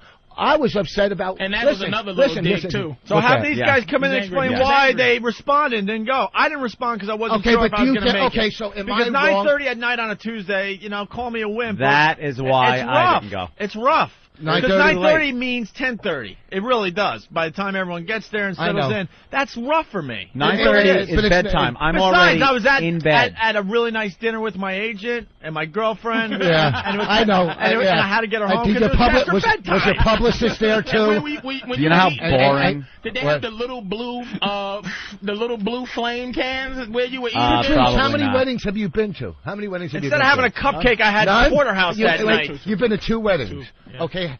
A buffet has the line, but no one heard it. But what's that? Do it again. No, I ain't doing it again. This son of a bitch. I had a really nice dinner with my agent. Let's just put it that way. Bonnie's doing this. He's upset because of Bonnie. No guy gets upset over this. No. Are you crazy? RSVP thing? I know. Are you crazy? Listen. Okay. Patrice is absolutely right here. I'm going to correct you. A man doesn't do that. Can I correct you? All right, boss. Correct us. Here's the thing. Hey, Patrice, listen. Here's the thing. My party in L.A., I got upset about because people said they were coming or didn't, or jackasses that come without a gift. I've been invited to weddings where I didn't even go and sent a gift. But wait a second. That's only because of class. Bonnie had her party in L.A. People didn't show up. She wasn't pissed off. It was me getting pissed off and my friends. She goes, just try to have fun. But my friends who I thought, some didn't respond, some didn't come, some showed up without gifts. You know what? Takes a little class. Do you know how we... Don't use the comic people to bring gifts. No, is that... Opie, do you know holy shit, are you kidding me? Of course. How about you do something like this? It's not... No. Bonnie's a comic, but she is from the coffee shop sect. Where there's a lot of seriousness, where she becomes a political analyst eventually. Right. She does the highbrow comedy. Now we're more this fraternity thing. She has got him convinced of now. He's trying to be mature. She's trying to say, "Hey, boss, you can't." This is Bonnie's shit. You're wrong. This is woman shit. No guy would ever bring in the invitations and say, "Look, I'm gonna blow him away." Well, I'm gonna tell you something. This is where you want to shut up for a second. Remember when I called you and you said this is Bonnie? It wasn't Bonnie. Somebody else told me to call you, who's a good friend of ours, who's also knows about research. What woman? It wasn't. It was a guy. Bullshit. And Bobby Kelly told me to call up and say talk to. Yes, goodbye. It wasn't Bonnie. It was Bobby. You fucking jackass. So fucking phony. Okay, it wasn't fucking Bonnie. Bonnie doesn't listen. Bobby Kelly gave him $100, right? Yeah. Because his girlfriend told him to. All right. So you're sitting here now. Your whole fucking theory. Oh wait, no. Your whole theory shot. It's Bonnie. It wasn't Bonnie. She's like a fucking dude. She goes, I don't give a fucking. Evidently, she's not like a dude. Robert Kelly. No, Richard McFarlane. Evidently, no. What happened to your whole theory? Is the man. What happened to your whole theory? That was Bonnie. It was fucking Bonnie. And say that my two most edgiest drug addicted friends are the 2 bitches I've never seen. Such 2 bitches. How we bitches? You still haven't. You still haven't upset that no one brought gifts. No, I'm not upset about that. What I'm upset about? He mentioned $400 when he mentioned. So it's about some money. No. Listen to me. He just wanted to make the $400 back. Listen, it ain't money. I drop money like that. How about you do something in your personal life that doesn't involve Caroline's? I made a mistake. How about you get a place in L.A. we got a beautiful place. I made a mistake. The Comedy Store. No. In L.A. we got a beautiful place. Listen, here's the How can you thing. get a place that specializes in these receptions? You're right. You know what? You know what? Here's another thing. I'm We're taking putting- it seriously. Here's the thing. His friends are in New York. Her friends are in L.A. And he got a beautiful place for Ralphie May and No, the those- guy that starred in Too Close for Comfort or whatever. You know, Bob Saget. listen to me.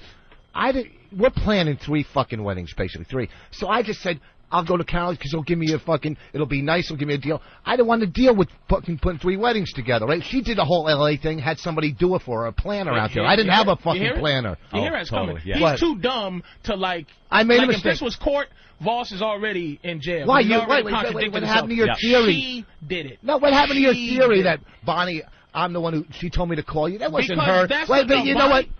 Bonnie's the one that told him to Look have here. emotions about it. Yeah. Then No, he you're talked wrong. to- he Behind talked closed to- doors. He's Here's what he 100% did. wrong. I know these guys. No, you're Here's what 100% happened. I'm wrong. gonna tell you what happened. Ready? Okay, let's hear it.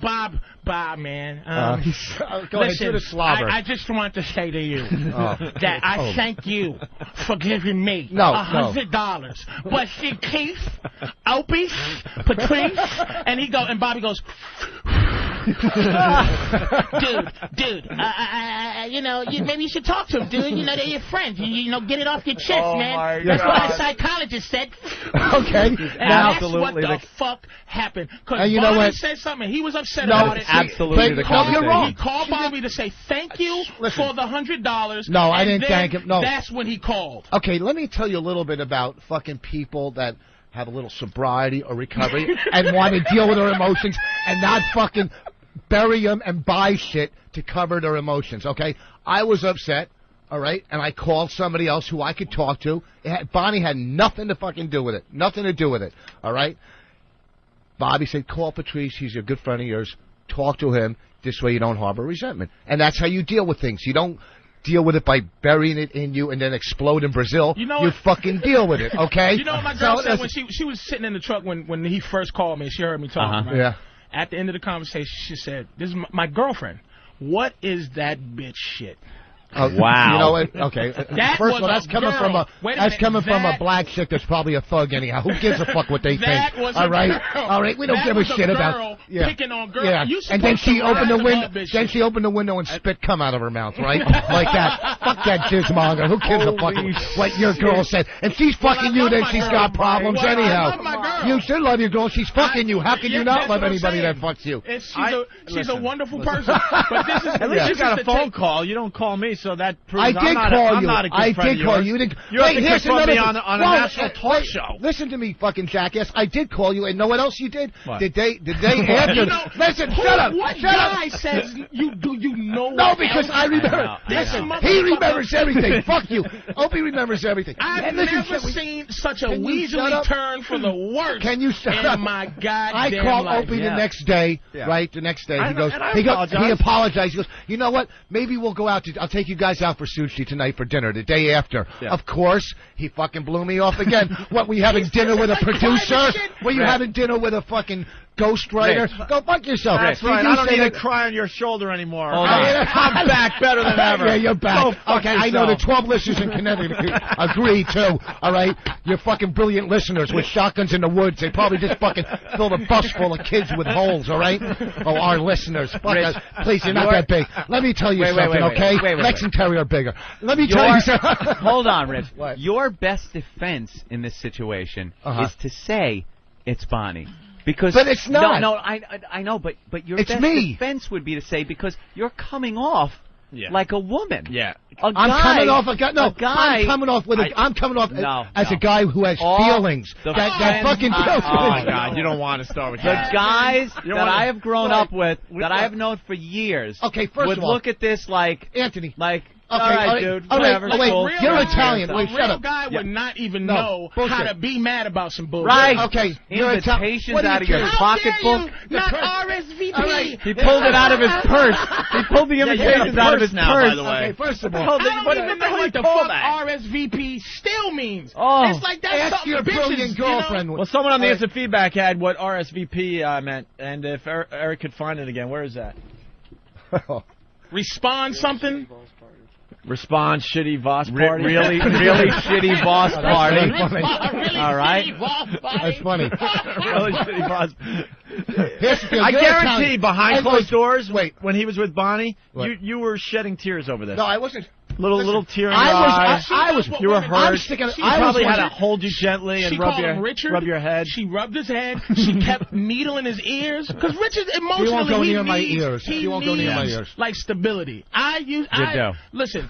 You really do. I know he needs to be pushed in a certain direction. You guys are all fucking You're all Santa's broken toys. Fuck you. You've had a tumultuous life early on, and now you're looking to make up for it with this first of all, what's stability. Tumultuous mean? Huh? Tumultuous. What do you mean? A little shaky. Shaky, yeah. And now you're looking to make up with. Okay, can I explain something to you? Just with this stability that it's like a TV. No, that was the first marriage. The show Friends type of stability. Be all better. Yeah. It's not, Voss. You still cry yourself to sleep, except for now Bonnie rubs your head. Are you talking about? Are you out of your mind? You're talking about covering up pain in life. I never cover up pain. My pain is outwardly there. Everybody knows my fucking pain. That's right. All right. Hold on. Adam said that you had a great line. I want to acknowledge a great Voss line. Adam? Yeah. Go ahead, real fast. Patrice, how do you let fucking Voss call your girl a jizzmonger and fucking let that slide, dude? Well, listen. Here's the thing. This is why I didn't. Because my only defense would be to him to call his wife that. And I'm not going to call his wife that. That's and right. I know the you have context respect. because we joke like that. Yeah. If he called my girl later, he's going to go, listen, I didn't mean to call you that. Yeah, since the mic's turned off. It's no need for me to, go. Right. Because I know, you know what I'm saying? You know where it's coming from. I know it's coming from. So that's why I let him get over with that because my only thing was, and my thing is I'm not going to call his wife that because he loves his wife. Right. And he's in that unhealthy love where he's bringing up it's so funny that he brings, and another thing, dude, whoever the caller was, I'll call my own girl a jizz bag, but that means I love her. He cannot separate. He still hasn't grown to that level where he can separate his girl being a hoe and his girl being like somebody he loves. He doesn't know how to be in love, Anthony. That's why he's on some RSVP and you didn't do and pulling the cards out of the. This is new stuff. He's actually excited about this new feeling he has, and it's called bitch. He was excited to come in today to get payback. No, it's not payback. You had the invitations and everything. Oh, already. Let's get the guys in here, and they can tell you to your face why they didn't show up after they said they were. Okay, I also brought the, what do you call it? He didn't even have to search through his purse. He knew exactly where that was. There's only 6 things in there. His effing purse. He brought up All right, here's Ben Sparks, who said he was going to the reception at Caroline's. And you would think Ben would be there. There was free liquor. Wait a second, listen. I was probably the first one to respond out of these guys. But that night, I talked to you because you were supposed to come on the show the next day. Yeah. And I said, I'm going to try to make it, but it's tough because it's 9:30. You said, oh, don't worry about it. I talked to you at about 5 o'clock that afternoon. Okay, you're right. But on the invitation, it said 9:30 3 months earlier. I know, but it's I was being nice to say I was going. It's hard 9:30. I was being nice to invite you. Here's the thing. We didn't think it was a real party where you were doling out and money. I thought you were doing stand-up. Here's the thing. You guys, when those invitations $7,000 for cupcakes. I know. And I had here's the thing. Those things were as much as an invitation. Cupcakes. Fucking idiot. And the only thing they had special was extra frosted. Giant frosty cupcakes. Here's the thing. Stacked. Shut up. Those things when they were sent out look like any other. We got them from the wedding invitation store, so they're exactly like any wedding. It's either yes or no. Is it true that in the middle of it, Kevin Meaney came in and did some time? Do the car crash on yourself. Come on. But here's the thing. When you're planning this shit, listen, if you couldn't make it, if you knew, you fucking just say no. It's not a heartbreaker. You know, you're right. And you know what? He didn't even have it set up. Don't receptions have, like, your friends say, hey, man, congratulations, daddly-do, all that horse shit. All of a sudden, he's trying to make this some regular in L.A. In L.A., people did it. Where her friends My friends were there, too. Norton was there in L.A. I had a lot of my friends. It's preponderance of the evidence, man. You should realize by now your friends are awful compared to Bonnie and her friends. No, my friends were there. Gullip was there. Patrice, I guarantee you wanted at Caroline's. to everyone to make a circle with their gifts, and they're in the middle, sitting next to each other, handing their gifts over one by one, and admiring the gift of their friends at the same time. All the good stuff happened where it was happy for her. The Edmonton, real stuff. All the real stuff. The phony Caroline's thing that they did was... I put that together. It had nothing to do with her. You know what? You're speaking of shit you don't know. I was in charge in New York. I made the mistake of going to Caroline. I'm not saying I have anything against Caroline. It should have just been in a reception. I deal with New York. And that's why Bonnie didn't want to come in today, because she really hates us now. No, she doesn't. She had to see you cry behind closed doors. No. She has no respect. That's right. That's right. She's like, wow, if you want to still be friends with that, I can't keep yelling because I'm getting chest pain. It's our fault. In a woman's mind, that's our fault. She is slowly but surely. She is Yoko Onoing. Yeah. Rich Voss. How long have they been married? How long have you been married? And already she's alienating you from the friends. Your friend. And First of all, and emotionally, he doesn't know allowed to still how. talk to Patrice and Jim, so you're wrong. He doesn't know how. She really threw you a bone. Voss doesn't know how to combat that thing, because you know what it is? Voss has never cared for a woman in like 25 years or something. Yeah. He doesn't have that connection. Yeah. So everything she does, he's going to say yes to, but he doesn't have a identifying madness to say no. He doesn't know how to say no to her. He doesn't know how to keep his goddamn. There's a fear that if he says no, he's afraid of his own wife. Here's the thing. He's 100% wrong. It's not her. She told me to let it go, not even to bring it up. To let it go. Are you guys going to have Are you guys going to have? She told me. Yeah. Are you guys going to have a baby shower? At Caroline's? At Caroline's. No, we're doing that one at the cellar. With Lou. You're going to have another kid. I know it. With apple juice instead of wine. All right, Ben, so that's your excuse? I told Rich that day, and the other thing was... But it's that day. Wait a second, let me talk. Here's the thing, too. That day, you don't think this was planned in advance and paid for in advance? It was at Caroline's. I figured you're doing it for free. You were doing stand-up. I bet you everyone else thought that was a mistake, but the imitations were wedding... He keeps blowing that off like it was just a little thing. But still, those were imitations. Hold on, we got 6 people that were invited to this in the studio right now. How many people thought it was a serious wedding reception? Nobody. No one's raising their hand. I thought it was a get-together. Yeah, a little, hey, we got married, let's get together, Caroline's, and laugh a little bit and have a drink or a Then why did we cupcake. send out real invitations? You know what it was like after... You know on New Year's Eve when they have the big party here in Times Square? Yeah. And then it goes to the other time zones, and by the time you get to L.A., who cares? Everybody's already celebrated. They're in bed. Right. That's what yours was. The L.A. New Year's Eve. Let's say this was at Club 21 or whatever they call it. When did it made it? When did you get married? What day did you get married? Exactly. September 17th. No one knew. No one. September 17th. And when was this party? What's it called? And when was this party? I don't know. What the fuck? He sent out those invitations. I'm going to tell you how it went again in the house. No, she doesn't even know I brought you. He saw her plan the L.A. thing. He said, should I do the same thing with my friends? And she went like this. You can try. You know what? You can give it a shot if you want. I mean, I think it's useless. She knows by now you just hang out with a bunch of creeps, right? I think you should go on O&A and just promote it and all right, you can try. You're just going to be disappointed, Richard. We got Steve in studio. Okay, let me before Steve. This weekend at Rascals, I'll take a vote on stage when I'm in Montclair at Rascals this week of what the audience thinks. All right, or when I'm at Bananas November 9th and 10th, I'll take a vote there. All right, go ahead. Very good. Is that where you're having your baby shower? You already used that one, stupid. I'll be... No, that's the menu for his reception. Bananas. Oh, you'll definitely be there then, huh?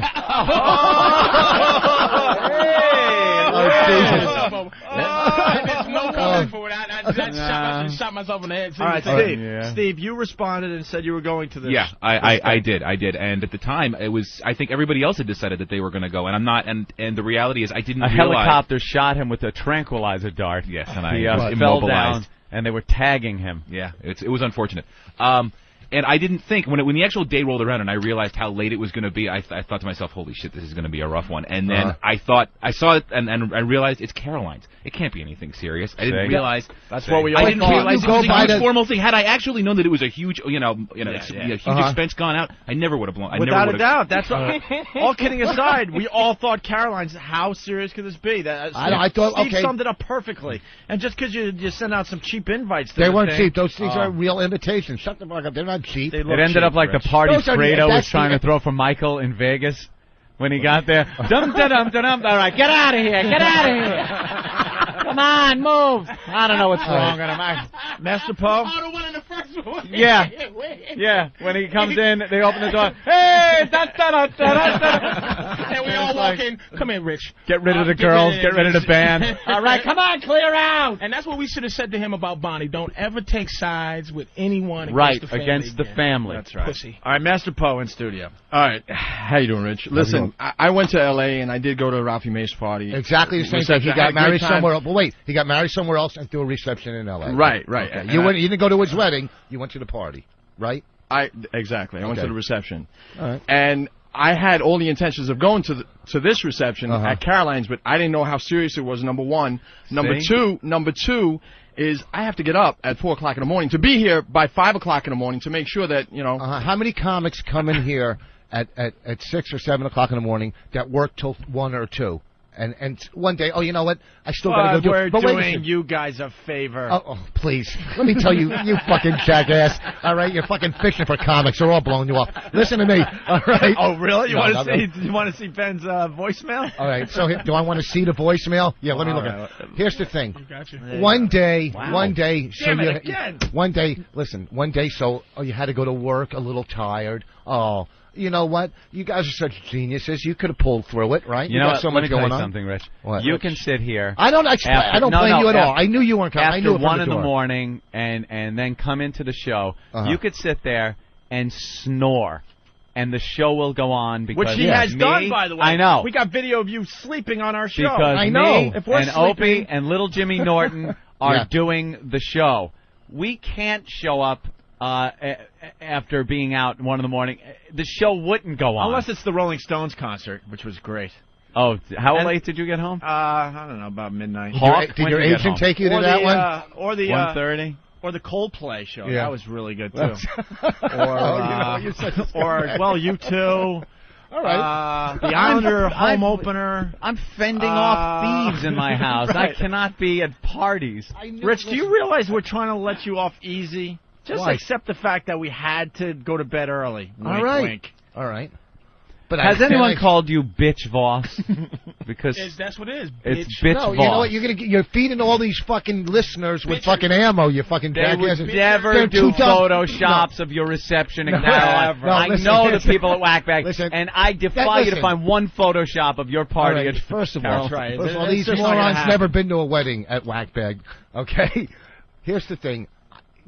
One, and then we'll wrap it up. I'm clearing Bonnie's name. Oh, we will, huh? I'm clearing Bonnie's name. Clearing Bonnie's name. She had nothing to do. Listen to me. You're right, because why? You're attacking. Absolutely. I'm not attacking her. You're attacking her saying... I'm attacking you. Okay. Rich, we've seen this. The thing is, we've seen this. You're textbook right now. We've seen other guys doing the same thing. This is nothing new with the chicks. It's just the same thing, and it always... It's like comedy, Anthony. Like, if you go to comedy shows and the comic asks, like, the women, hey, how many women in here give blowjobs, right? Yeah. Or how many guys in here, women give a good blowjob, and all the guys look, I'm not good. Yeah. No sound. That's what he's doing. He's taking the hit for his woman, and she would not take the hit for him. She would not take the... She is now in a place, right, where he is not... Voss is losing, and I can feel it, and I don't want to see him do it. Let's say hi to Bob Kelly. Bob? Oh, shit. Hey. You fat phony. Bob, you went to this reception at Caroline's, right? Yeah, I went, but I don't know what this fucking bag is talking about. I never even talked to him on the phone, Patrice. Oh, you did? Really? You didn't? Wait. Bobby, listen to me. This is like a... Bobby, listen, I'm not ratting you out. I didn't rat you out. Listen, I don't even know your number. The hearing. Bobby, you know what? Listen to me. First of all, hey, Bobby, listen to me. All right, first of all, hey, Bobby, I wasn't selling you out. I was saying how people that are in touch with their emotions know how to talk to each other, and you're the one who gave me that advice. I don't deal with emotions. Oh, really? Do you want me to show you my phone bill with your fucking number on it with an hour conversation? I can't believe he is really snitching.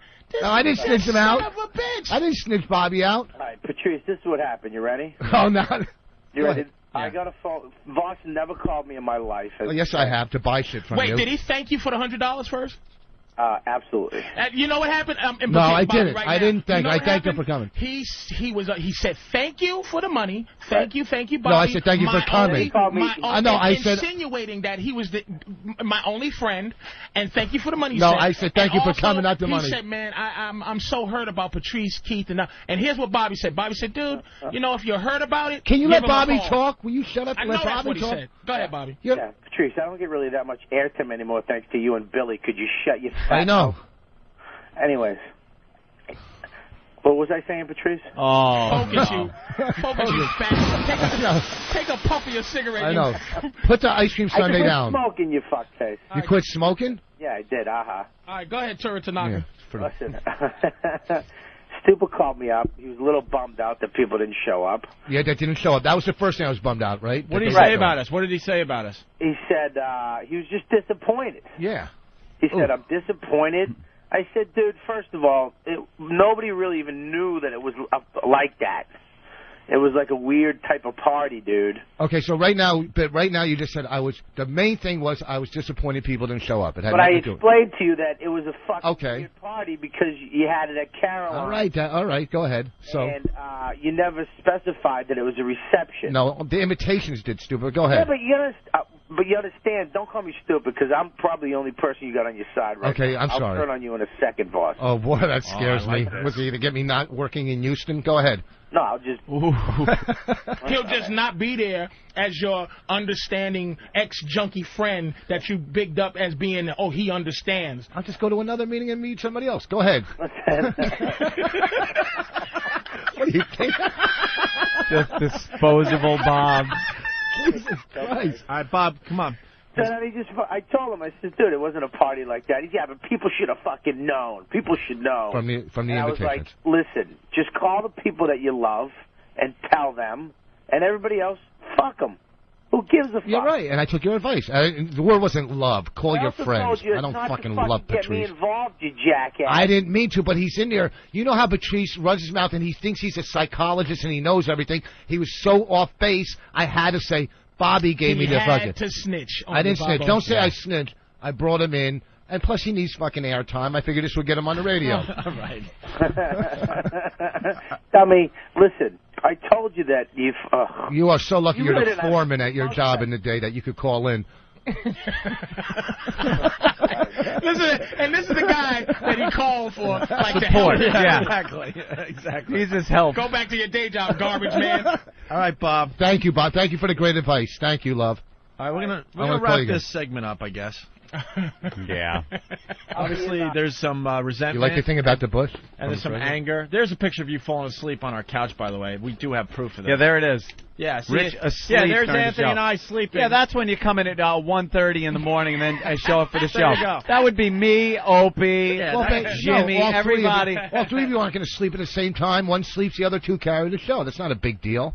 You get a little shut-eye. Just passed out. Okay, so, but I wasn't as mad at Opie. I wasn't at all. I knew you weren't coming. I just sent you it out of, respect. Thank all you. right? Why weren't you mad at him? Because I know he doesn't leave his fucking house. Why would I expect him to leave his I house? went to the steak dinner, at least. And I was very happy. And, We were and that was a fun time. And was I that had a fun time? And I had to leave that early because I had to get up. We were talking about that in the office, the fact that Opie has these relationships with management a lot of times over the course of the years. We were talking about that. Not anymore. Well, you said that a while back, too. Yeah, I do have my own problems. He's got these relationships and gets too close to management. And now Opie will come in and go, motherfucker, I got an email from this one and stuff. And he goes, did you read the one from, and then, insert boss's name here. And I go, you know something? No, I didn't even get that email. I was skipping tra-la-la yesterday. He's pissed because, I live my life in a fashion where no one is disappointed in me. Because you're more of a secluded person. You're walking down the street with a hood over your head where no one can see you. You're in your own fucking... And everybody knows it. And who the hell, has... Oh, you're still... who the hell has their own movie going on in their head where they decide that they're not going to insult somebody by inviting them to the wedding? Like, why wouldn't he just invite us? Yeah. And then we can choose not to go, just like his reception. All right, yeah. This is how we do have to, Because here's another thing. This is how we have to end this. We haven't asked you this. What were you thinking when all of us didn't show up? What was I thinking? I'm going, well, maybe they're not showing up to have good radio well, the first thing was, okay, I know they get up early. Be serious for once. Okay, I know they got to get up early. You honestly think we're like, trying to dick you over on purpose? No, but it's just when you plan these things. There was a misunderstanding, obviously. Yes. Everyone said it. It didn't sound like an important thing. Okay, say it was at a comedy club. So what were you thinking? To you, it was the most important thing. It was a very important thing for my friends. Yeah. We're not showing up where, Yeah, so what are you thinking? Just like Bobby said, I was fucking upset that my friends, certain people, didn't show up. Yeah, I was upset. Who wouldn't be? Okay, maybe... Even if it was a fucking party, not a party without invitations, you'd still be upset if your friends didn't come. If it was a dumb party where it was pin to tail on, whatever, you would still be upset. All right? No, it wasn't. It was cordially invited to the Voss reception at the roller rink located on Bell Boulevard. Okay, but it has no idea where it's at. It has no idea. You know what? It has no idea. It means nothing where it's at. It means nothing where it's at. Because if Opie or if Patrice do a fucking party at a deli and asked me to go, I would go. And if I said I was going to be there, I would fucking be there. That's it. I can't. Okay, you're right. So I paid what I was invited but that's the bottom line. So when you're expecting we're not used to seeing the serious Voss because I went to the steak place. That was fun. And it was producers and directors. But I told you guys that. And we had to sign our life away just to have a fucking appetizer. You didn't have to come. No, going into that, you said that it was like I'm getting some of my friends together, kind of a quote. Sort of a bachelor party. No, I never said bachelor party. I never said bachelor. I said sort of bachelor party. It was like getting my friends together before I got married, and then it turned into this because then you got the TV thing going. All of a sudden, I'm outside on the sidewalk. And he has to leave his car a certain way for the fucking camera. I'm like, what am I involved with? I thought I came here with my friend. I did not come there. I swear to God, for that TV show. I came there because it was Voss's birthday. And then Patrice is right, and he said that. He called me and said, "Listen, do I have to sign something?" And didn't we talk? And I said he came as a friend. And I said to the people, I said, "Look, this is a free party because I got that thing from the gift basket." No, I understand, right? but you okay? And I said they're going to be doing this towards a pilot. I'm like, hey, Voss, you're like, hold on, we're filming. No, I didn't say that. My exit from the car. Voss is leaving. Filming my exit from the car. And the entrance, the dramatic entrance into Morton. Listen, that'll make great TV. And they were creating like different. Remember, it was hot in there and all that. They were did I do that? Did I do that? Creating an atmosphere, Anthony. Because Voss is all psychotic, and so it was like, okay, let's pretend Letterman likes it cold, the steak Voss isn't likes it done hot. Right. Yeah. Oh no, trying to add a little drama. To watch him be nutty, like what the? Did I do that? Did I do that, or did the fucking producers do it? I had nothing to do with any of that. Yeah. I had nothing. All I wanted to do was go in there, have steak dinner with my friends, and hang out. And it was fun. If those cameras weren't there, that would have been really fucking fun. By the way, I'm very tired this morning because I met Madonna last night. Did you? At a premiere, yeah.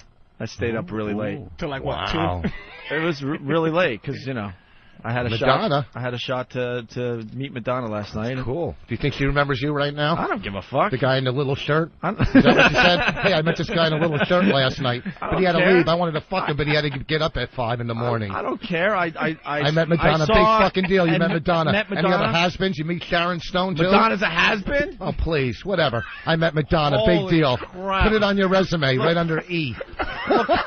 I met Madonna. Big deal. Now you and the guys on Whackback can jerk off together. For a half a second, and I watched Puffy watch a movie last night for about a half hour, and then realized that was ridiculous. I put Madonna on a has-been bubble. Yeah. She's on a has-been bubble. Yeah, she's all of a sudden, because you met her, she's on a has-been bubble. Dude, she's all over TV. Doesn't matter. You can still be a has-been and actually get I think she's an icon. I think she has gone. You can way absolutely past be an being icon and a has-been. She's done. Absolutely be that. Madonna. She's gonna do another tour. It's gonna be massive. I'm not a Madonna fan because I know the Photoshops are gonna go crazy on that too. I do like that one song. She's got the gay following. You guys got the same haircut. Oh, come on, that was... Hey, it's Voss. I had some killer lines so far. Here, let me tell you something. Who gives a fuck you met Madonna? I sat backstage. I stayed up late last night again. Was it any tension? Did you feel any tension? All right. I sat backstage with Dustin Hoffman and Barbara Streisand. I didn't come running in the next day. Ooh, I met... Oh, you fucking... You're not even a celebrity. Dustin Hoffman has been. Yeah, I swear to God. Dustin celebrity. Hoffman. Has been. Has been. Still Hollywood icon, though. Icon, fair enough. You think he's a has-been? Yeah, absolutely. He's still doing movies. He's still fucking doing... Meet the Fockers. Suckers was a huge movie. I hated the movie, but he's still, you know. Yeah. Where's the good stuff? This is a guy that does VH1 Remember the 80s, calling Dustin Hoffman a fucking I saw has-been. Patrice in a movie just last night. Playing a gay, fat dressed black man. in drag. He doesn't even have to read when he goes to a fucking audition. He just stands on a scale. Okay, you're the right weight. You're hired. Fuck him. What? Don't fucking stare at me and try to say that. Oh, I'm the only one staring at you? Because you guys don't get it. I understand why Bonnie's gonna. It's like she's gonna divorce him because you can feel it fizzling. Like you feel there's been 85 car crashes. He doesn't have confidence. Like at some point, Voss would have said, "Yeah, scale, fat, fucking blow, bam," and just muscle through it. Now he just goes. You feel his shoulders slooping on the radio. Like he goes, "Hey, just." I miss my wife. She's encouraging him to bring out his sensitive side. I really miss my wife. All right, listen, we got to take a break. Right. But, you know, in all fairness, to wrap it up, I didn't take it as a serious event. Right. I really didn't. All the resentments are dropped. But they're dropped. I am mad at you that I didn't even get the invite to the actual wedding. You did. You didn't fucking answer the... No, the actual wedding. In Canada. So you're mad at me now.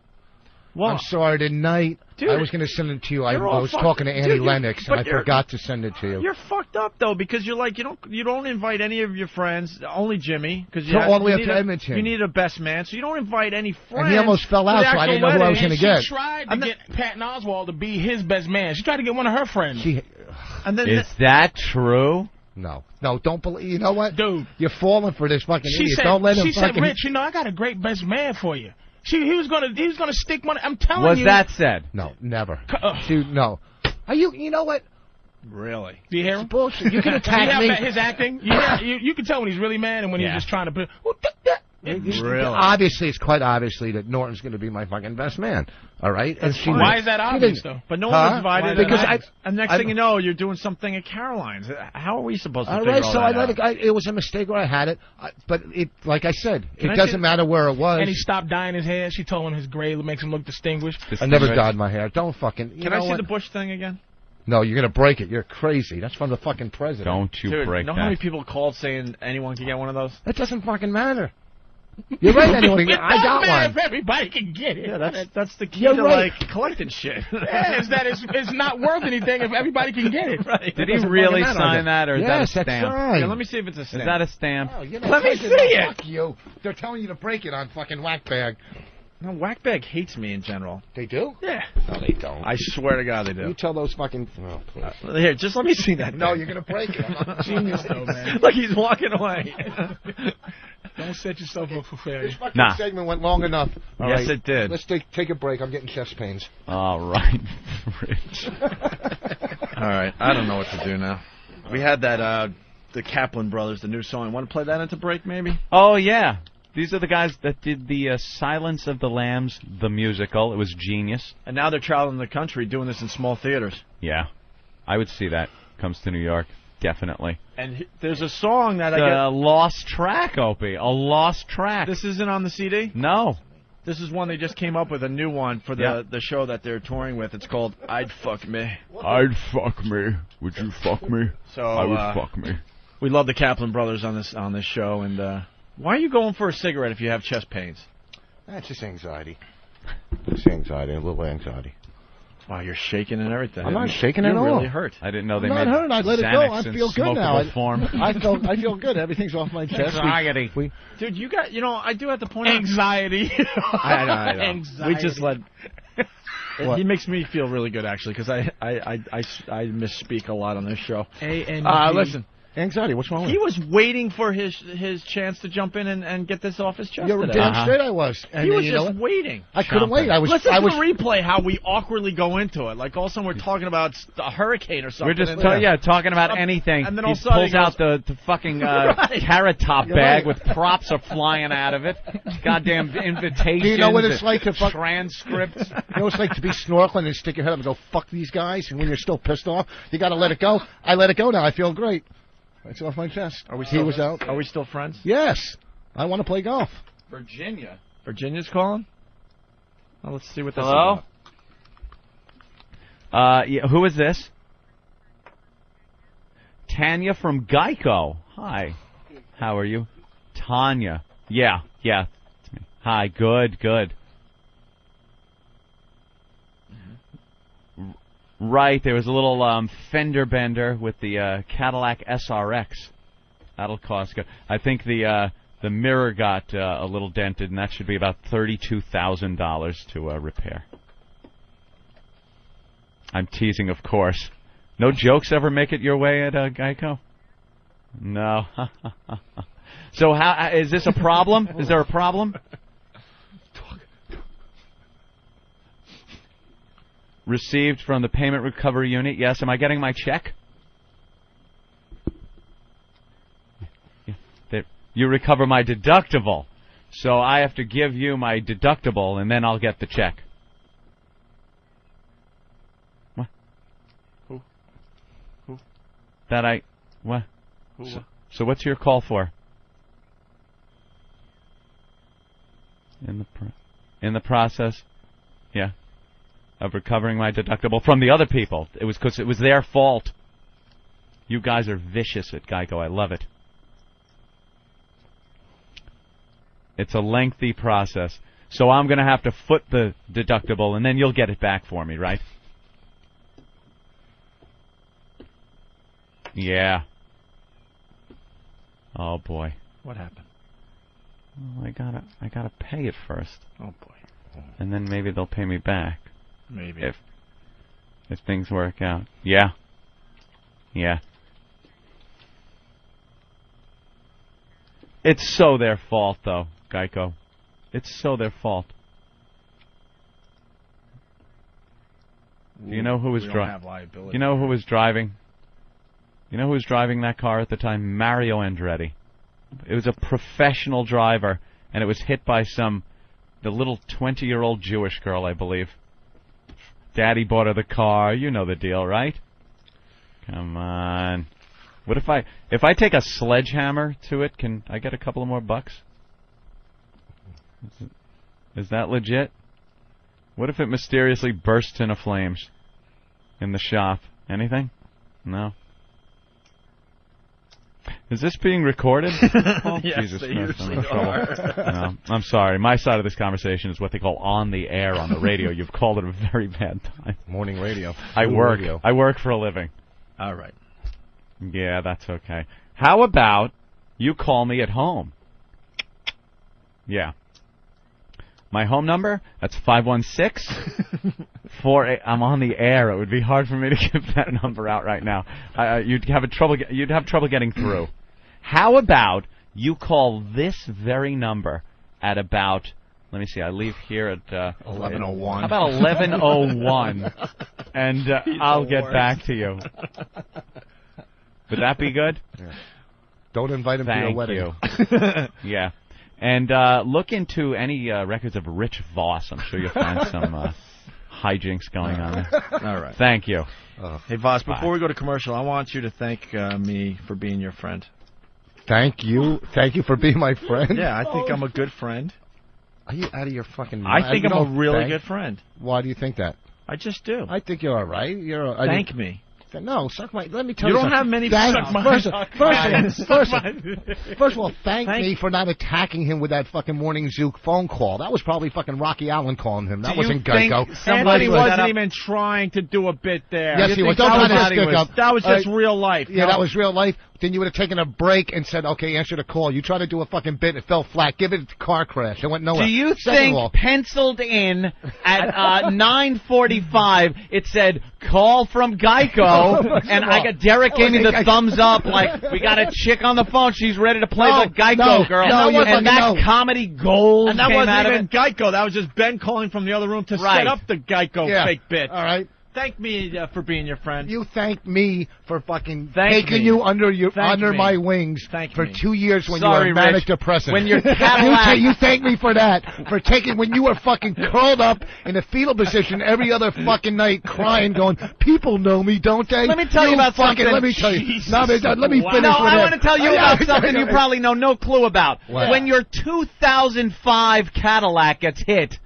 you go through something called an insurance company. You Are don't you still stand there on on that? the Are you you don't still you on don't that? stand on the side of the road negotiating Let a it cash go. What are deal. you, a little girl? Let it with go. the person Let with it your go. 1998 Listen, fucking piece of shit. Let it go, It's easy to stand there and go, "Your light, my bumper. How about $20?" You know. Let it go about the car. Okay, you got a Cadillac. Okay, you got a Cadillac. Now you're connected with Patrice. Let me finish. Bonnie's okay. trying to make you. I got 2 caddies, my friend. Okay, you got 2. Then don't worry about the dent in your fucking Bonnie person. is trying to make you a more sensitive person. So No. thank me for something. How Thank about you for airtime? No, I don't care about. How I'd about rather- helping your career before you got help the my last career? comment? The last comic standing thing? Yeah. Right when the tour was ready to start, you got canceled. Thanks. Help my. I thank you guys. I always thank you guys. On the road, you could ask anybody that comes into the shows. Really came in no, here fucking shut up. To drop On a the neutron road, bomb. He's I trying to always say, plug know you what? guys. He When really, I'm he, shut up. he doesn't Shut have up. enough balls to say, Yeah. fuck you guys. I just said how many times I say fuck you know I'm you fucking idiot. No, fuck you guys, and just slam this down and go, I don't need you Voss. to have a career. Yeah, no, Voss. he wants to really have enough balls to say that. Voss, I'm a little hurt at this point. Shut your So at first least- of all, you fucking idiot. I'm not Voss. going to fucking. I don't need. Boss, I said something very nice. I What? wanted to go to your wedding, so at least thank me for being your okay. friend. Oh my God. Are you out of your mind? What do you think? I'm in prison? You think I'm going to thank Do you for it. being? Let me I'm tell you dead something. If I serious. thank you for being my, I am if dead I say serious. thank you, We then I'm will going have to a get problem raped. when the mics go off. What's you that? should thank me for being your friend. You no. Let me finish. Afterwards, he'll go, you know, I'm just Yeah, of course. After this goes off, he'll go, Yeah. So be a man for once and thank me on the air, because you will off air. Well, thank and, me for being a at the good same friend. time, thank me too. Boss, I'm a very good friend of yours. You that's know what that. girls Okay, do. so They say, thank "I'm me. I'm do it glad too." you are. I'm glad you're a good friend. No, not good enough. Thank me. Thank you for being there during my hard times. That 2 years you were off the air. I Thank don't you for remember being hanging there. out with you or anyone else when I was off the air for 2 years. You know, I was just wandering around. So You were? thank me for You being were- a good friend. Thank you. It's been. All right, you're welcome. I'm going to accept your. I'm going to accept your thank you. At least we got it Hold out. on. I am a good friend. Hold on. All states calling. That's all I wanted to hear today. That I makes was- me happy. It's gonna Yes, it's I gonna know. relieve a little tension. I am a good friend, and you Yes. just admitted it, right? Yeah. Whatever. And it was a misunderstanding that Yes, you we had a didn't- misunderstanding. that you didn't see. Yes, I made a. I That's had right. a misunderstanding, and All I feel right. great now that we talked about it I'm got it out. I'm a good friend, right? I don't know. You're I gonna promise. do something. Yes, you're going to do something to fuck me up. Like sands through the hourglass. You're so welcome, Rich Voss. All right, enough. Very good. Let's say hi to Jay in New Jersey. What's up, Jay? Hey, how you doing? Pretty good, Jay. Got a question. Are you guys going to come up with some new material when Stern comes on? Because the whole show's talking about Stern. We didn't mention his name once. The whole entire show is all about Stern. I mean, the whole entire Jay, show. Jay. So 2 months from now, what are you guys going to be talking about? Jay. Usually you would make this phone call after we actually talked about Stern. Is he talking about we just Daniel did an Stern? hour on Rich Voss's wedding. Your timing stinks. You know, my buddy next to me... See, if you're trying to get under our skin, you would make this call after we had a rant about Howard Stern. Has your radio show, right? Oh, it's always a buddy. Yeah. It's always a buddy. And then what else did we talk about today? We started the show talking No, about... there's a WoW promo that we play every Wednesday calling out Howard Stern because we call him out all the time. Yeah. Jay, shut the fuck up. You're not listening to XM because your friend has the show. At least be honest with us. You have XM. You have XM. You have XM. You have XM. Admit it. You have XM. You have XM! Shut the fuck up! I know you have XM because you said, is that all you guys going to do? That means you listen. Go call up You Howie listen. now. You're not listening for the first time, douchebag. Be Call up honest. Howie now. Call up Howie and go, Hey, Howard, it was so cool. I got through to... click. Okay, Robin with the news. When are you Robin, going to realize that Howard Stern's a pussy? We call him out on a regular basis, and he has nothing. So shut the fuck up, Jay. Let Howard fight the battle, but he's not going to fight the battle because he can't. Bye-bye, Jay. It was fun. Have fun. Sorry, boys. I know you don't want to commit to liking us over Howard, so it's okay. I've never been on Boy, he's like Sybil. He just almost killed the fucking everybody in here, and he goes, "Don't worry, guys." It's like fucking. All I'm saying is I understand. You got great fucking range, I understand. man. I understand. Wow, what are we going to Emotions. do in 3 months? What are we going to Oh, do? my goodness. How about what we've been doing on this platform, satellite radio, for over a year now, entertaining people, having fun, and getting new listeners every day. More than Howie will certainly have when he gets on radio, on satellite radio. Right, Patrice? We Hey, there's your stories about... I really do want to, like... Don't even bother. He just remains neutral. No, but here's Just the thing. remain neutral. When you told your Brazil stories on Stern, did you have as much fun there as you did here? When you told the same stories on that station as you did here? But I told Opie when I first came, it's like, Opie, what am I supposed to call your house and tell those stories? Yeah. Like, No, I'm in never, the business. Dude, this is the difference between the two shows. We never told anyone not to go don't do care. other radio Can I shows. say something? We have I never have said enough that. balls to say this. I will. I'm telling you. This is in amongst friends. It's like this. I went on those 2 times to talk about it. It was like, okay, it's like doing Letterman and doing another show or something. It's like, okay, I went on Stern, did that, but I'm like, look, you got it. He ended up calling me like on the air. It's like, hey, what's that fat comic that goes to Brazil? And I know here I'm Patrice O'Neal, the fat comic who goes to Brazil, but it's like it's like, you know, I'll be like I have to be like a dude, like I have to have a place sort of, and I can't get to talk and have fun, you know what I'm saying? So it was Stern was fun. But this is like my home. So You two are like Stern, little schoolgirls looking at him, listening to his rationalization bullshit. Okay, listen, if Stern called you tomorrow and said, come in Friday, would you do it? They've called me a couple of times. It's just I go, look, I do O&A. Okay, but with that's all I us, need to know. Thank that you. is absolutely not a problem. Look, I know, but there's certain never told our comics. guys. There's certain comics that are loyal to you guys too. Well, I mean, you don't go. You and don't they go, get a lot of airtime. You're right. I mean, there's They certain get a lot of comics. When I did it, there was no. And here's the deal, radio too. show. Yeah, exactly. Yeah, what about Goomba Johnny? You couldn't do him? I did go by Johnny. Oh, okay. Like Patrice said, there was no radio to. I would have loved to come on here and talk about it for an hour and a half. Just 2 hours talking about Brazil. I needed to get it out. It changed my life. There's a huge difference between the two shows, too. Howard has to be the funniest guy in the room at all times. Yeah. We understand that if Voss kills, Patrice kills, we're going to get credit in the end anyway. Who cares? Yeah, when we did those... But as soon as you're a little funnier than Howard, then he slaps you back down, and he has to be the funny guy. He's one of the most insecure guys in radio. Listen, Patrice and I... You got to know when to sit back and let someone perform. That's very important, so shut up and let me perform. Every comic knew this about you guys. When we did those roasts on this show, when I was roasted and then we roasted Norton, right? It was 2 hours of just complete fuck. And you guys just sat back and the mindset is, hey, fuck. You're killing. We don't have to do 2 hours. Exactly. We're doing 20 a week. And why do we have to? And that's because we're secure with the type of show we do. I mean, not trying to be a bitch. It's just like I'm the honest to God. You know what I mean? It could happen, but it's like I'd rather come here and like do. You just don't want the Howie Bridge to look like the Queensboro Bridge looked yesterday, just burning and in flames and impassable.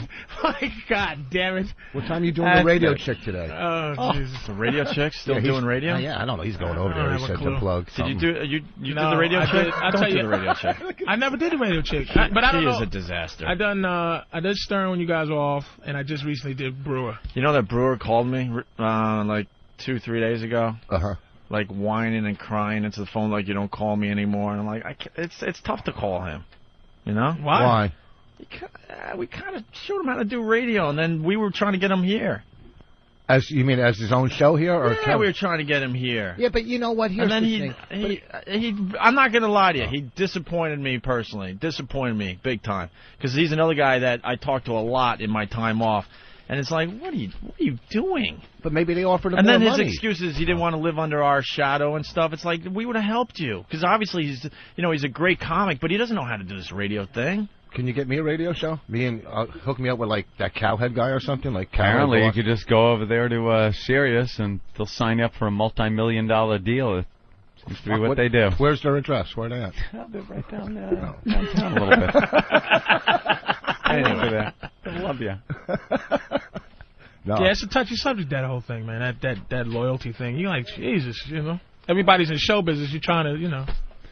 You want to. Well, they have absolutely blocked people from being on this show, and we don't care. We tell people, you know, you want to sell seats at gigs or, you know, go over there and do that. I don't know. But Patrice is saying there was no other radio. You know, when you guys were off the air was probably the highest point of my career.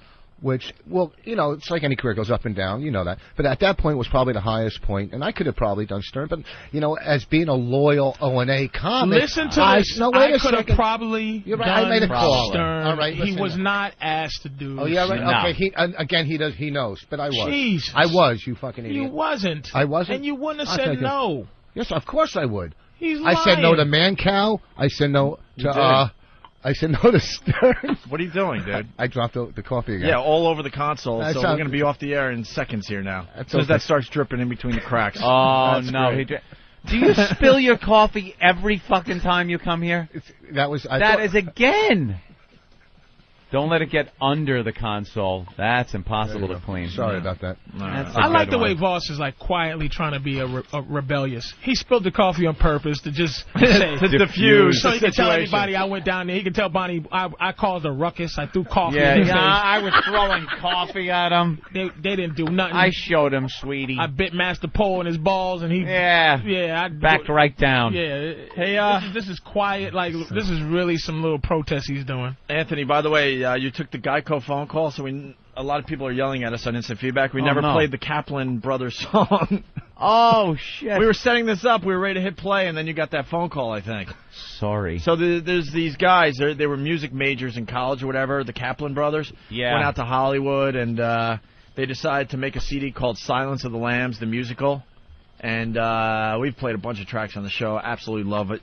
Love it a lot. Now they're touring with this thing in small theaters across America.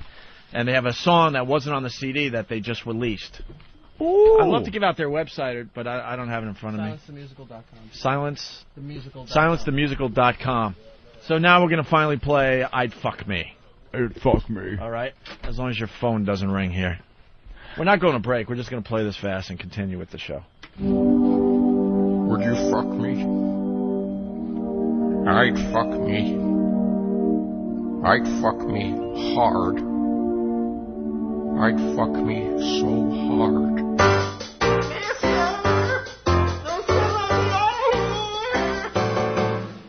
Screaming from afar, getting on my nerves. Hey, you in the mirror with the lovely set of curves. Such a pretty face, full inviting lips, multiple tattoos, childbearing hips. There's a whole lot of fish in the sea, but none of those bitches are me.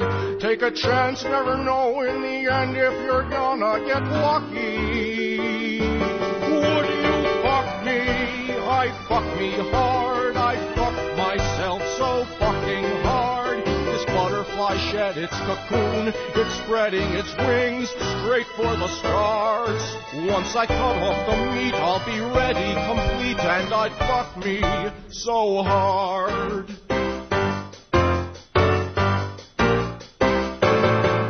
Lipstick and mascara, nipple with a ring, close to being done, let me hide my thing. I'd buy me a drink, get lost in my eyes, I'd flirt and I'd wink, I'd seduce me with lies. The guys at the bar, they'd ignore me, they'd dodge me and duck me.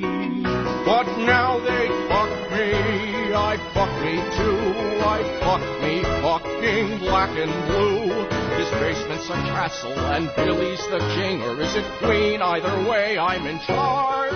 Once I finish the dress, I'll be perfect, the best. Why would anyone want less? Ask me out, the answer's yes. Yes, I'd fuck me so hard. Hey, asshole, thank you for the scraps. Instead, I think I'll set a trap. I'm probably doomed, but I just got a brilliant idea. Precious, come here.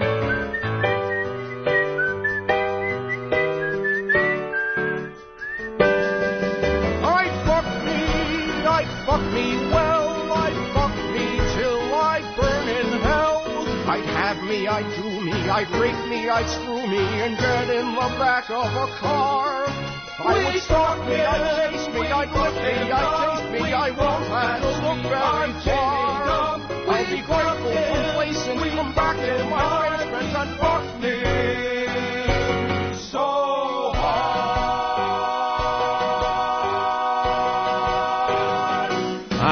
There you have it. Silence of the Lambs, the musical. Silence. They certainly do get that Broadway sound, don't they? What do you think? I like that one. I like it. Anyone with Jane Gum in it is good. Is all right. A winner. What's going on with Hurricane Wilma? We don't know. It's very strong right now. It's heading right toward my vacation spot. It's in the water right now that is very warm. It's the perfect area for hurricane. Are they saying That's why it's huge and it's very, very powerful. They're saying this is the strongest hurricane of the season? Maybe strongest ever. What? Maybe strongest ever. But it's because it's down in that warm water down there. Once it starts coming north, it'll die down a little bit, but still a very dangerous storm. Headed into the Gulf, but it's going to take a quick turn to the right, cross over Florida.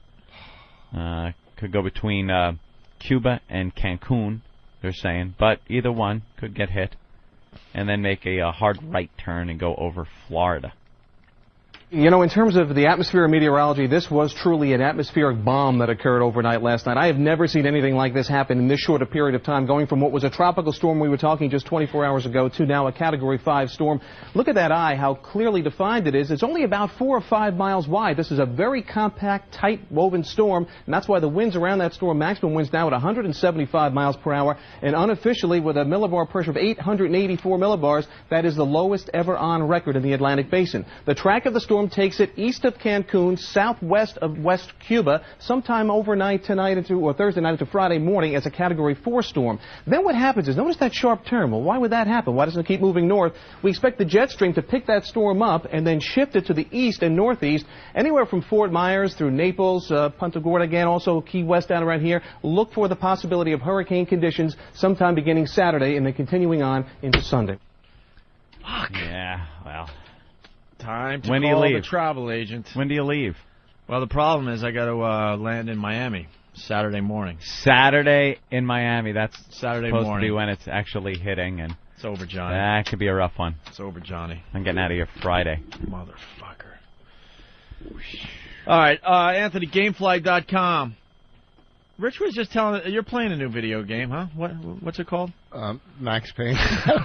Max Payne. Well, I'm trying to learn how to do it. I can't fucking do it. I've been out forever. What platform are you using? What game I don't know, system? it's like I can't get over this wall. Is it Xbox? Is it computer? What It's do you on the play computer. on? I do you it on play the on computer. computer. Okay. Yeah. Rich, do you ever buy yourself something new? Ever? Yeah, this fucking Rolex. But you're always buying like used stuff. How much was in the good Max condition. Payne game? I don't know. I went to the. I was killing time. I walked into the store that sells them, and I just looked through the pile, and it was like $6 or something. $6 What do for they a video cost? game. I don't know. I don't buy those things. New, 50. What? Well, that's why The I don't play original 'em. Max Payne, you think? You Yeah. think it's the original? Yeah. So what year did Max Payne come out? Oh my God. I don't know. I think his name was Maxwell. at the time. 5 years ago. Do we know? That's like Probably. an old I play game. video golf every night. Probably 5. What are you, Tiger Woods? No, 2000. PGA 2000. PGA 2000. It's a Do good you game. No, the players are still in the shape of squares. Yeah. Do you know what the Use a lot Tiger of Woods Sam golf Snead looks like? clubs. They're not using a lot of pixels.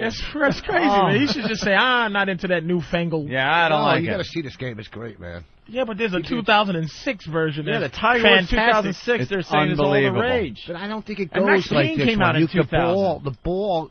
I'll show it to you. The ball what? The ball what? You can hit it yourself with the mouse. Yeah. And you know man, I can't explain Like you it. can't hit it with the Rich. mouse? That's 2000. Yeah. They've had 6 years to perfect that golf thing. I The new put in golf the games are floppy amazing. disk, It's just I don't know. and I'm it playing loads golf. up. I don't want to play Tiger Woods. It's a just golf. DOS game. It's all white people on the course. It's so much. You know what I'm saying? You need It's all you need to go to GameFly.com, right, Anthony? GameFly.com yeah. is the world's leading online video game rental service. It's easy. You send a game back, and the next game on your queue list is automatically sent. That's you shouldn't right. be spending $6 on a game. I don't. And if you like it, then you could keep it in your game queue. You get the mint condition box and the manual delivered to you at a great member discount, just like the brand new game. You go to GameFly.com/XM, get signed up, $21.95 a month. You start with the 2-week trial free. The 2-week XM trial, no commitments. Cancel anytime you want. You start playing the latest releases or the games you've always wanted to play. You could probably, they got about 2,500 titles to choose from for all the platforms, so you probably get Max Payne on there. Well, and they probably wouldn't even care if you never sent it back.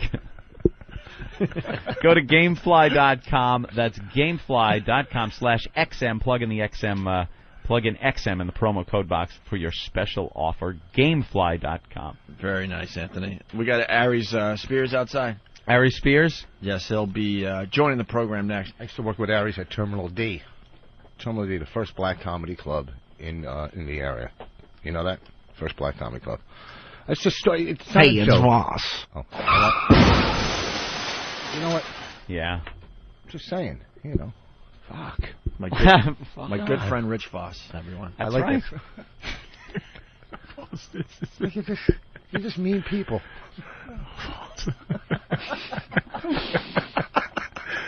Oh my God, man. All right, we're gonna break in. We'll continue in just a bit. Let's reset the show here. Patrice O'Neill, Rich Voss smoking again. As soon as we go to break, he runs out to have us. You back? Yeah. Anxiety. When are you gonna blow off the smoking? Soon. You keep saying that. When she Soon. becomes pregnant officially? Well, When she tells him.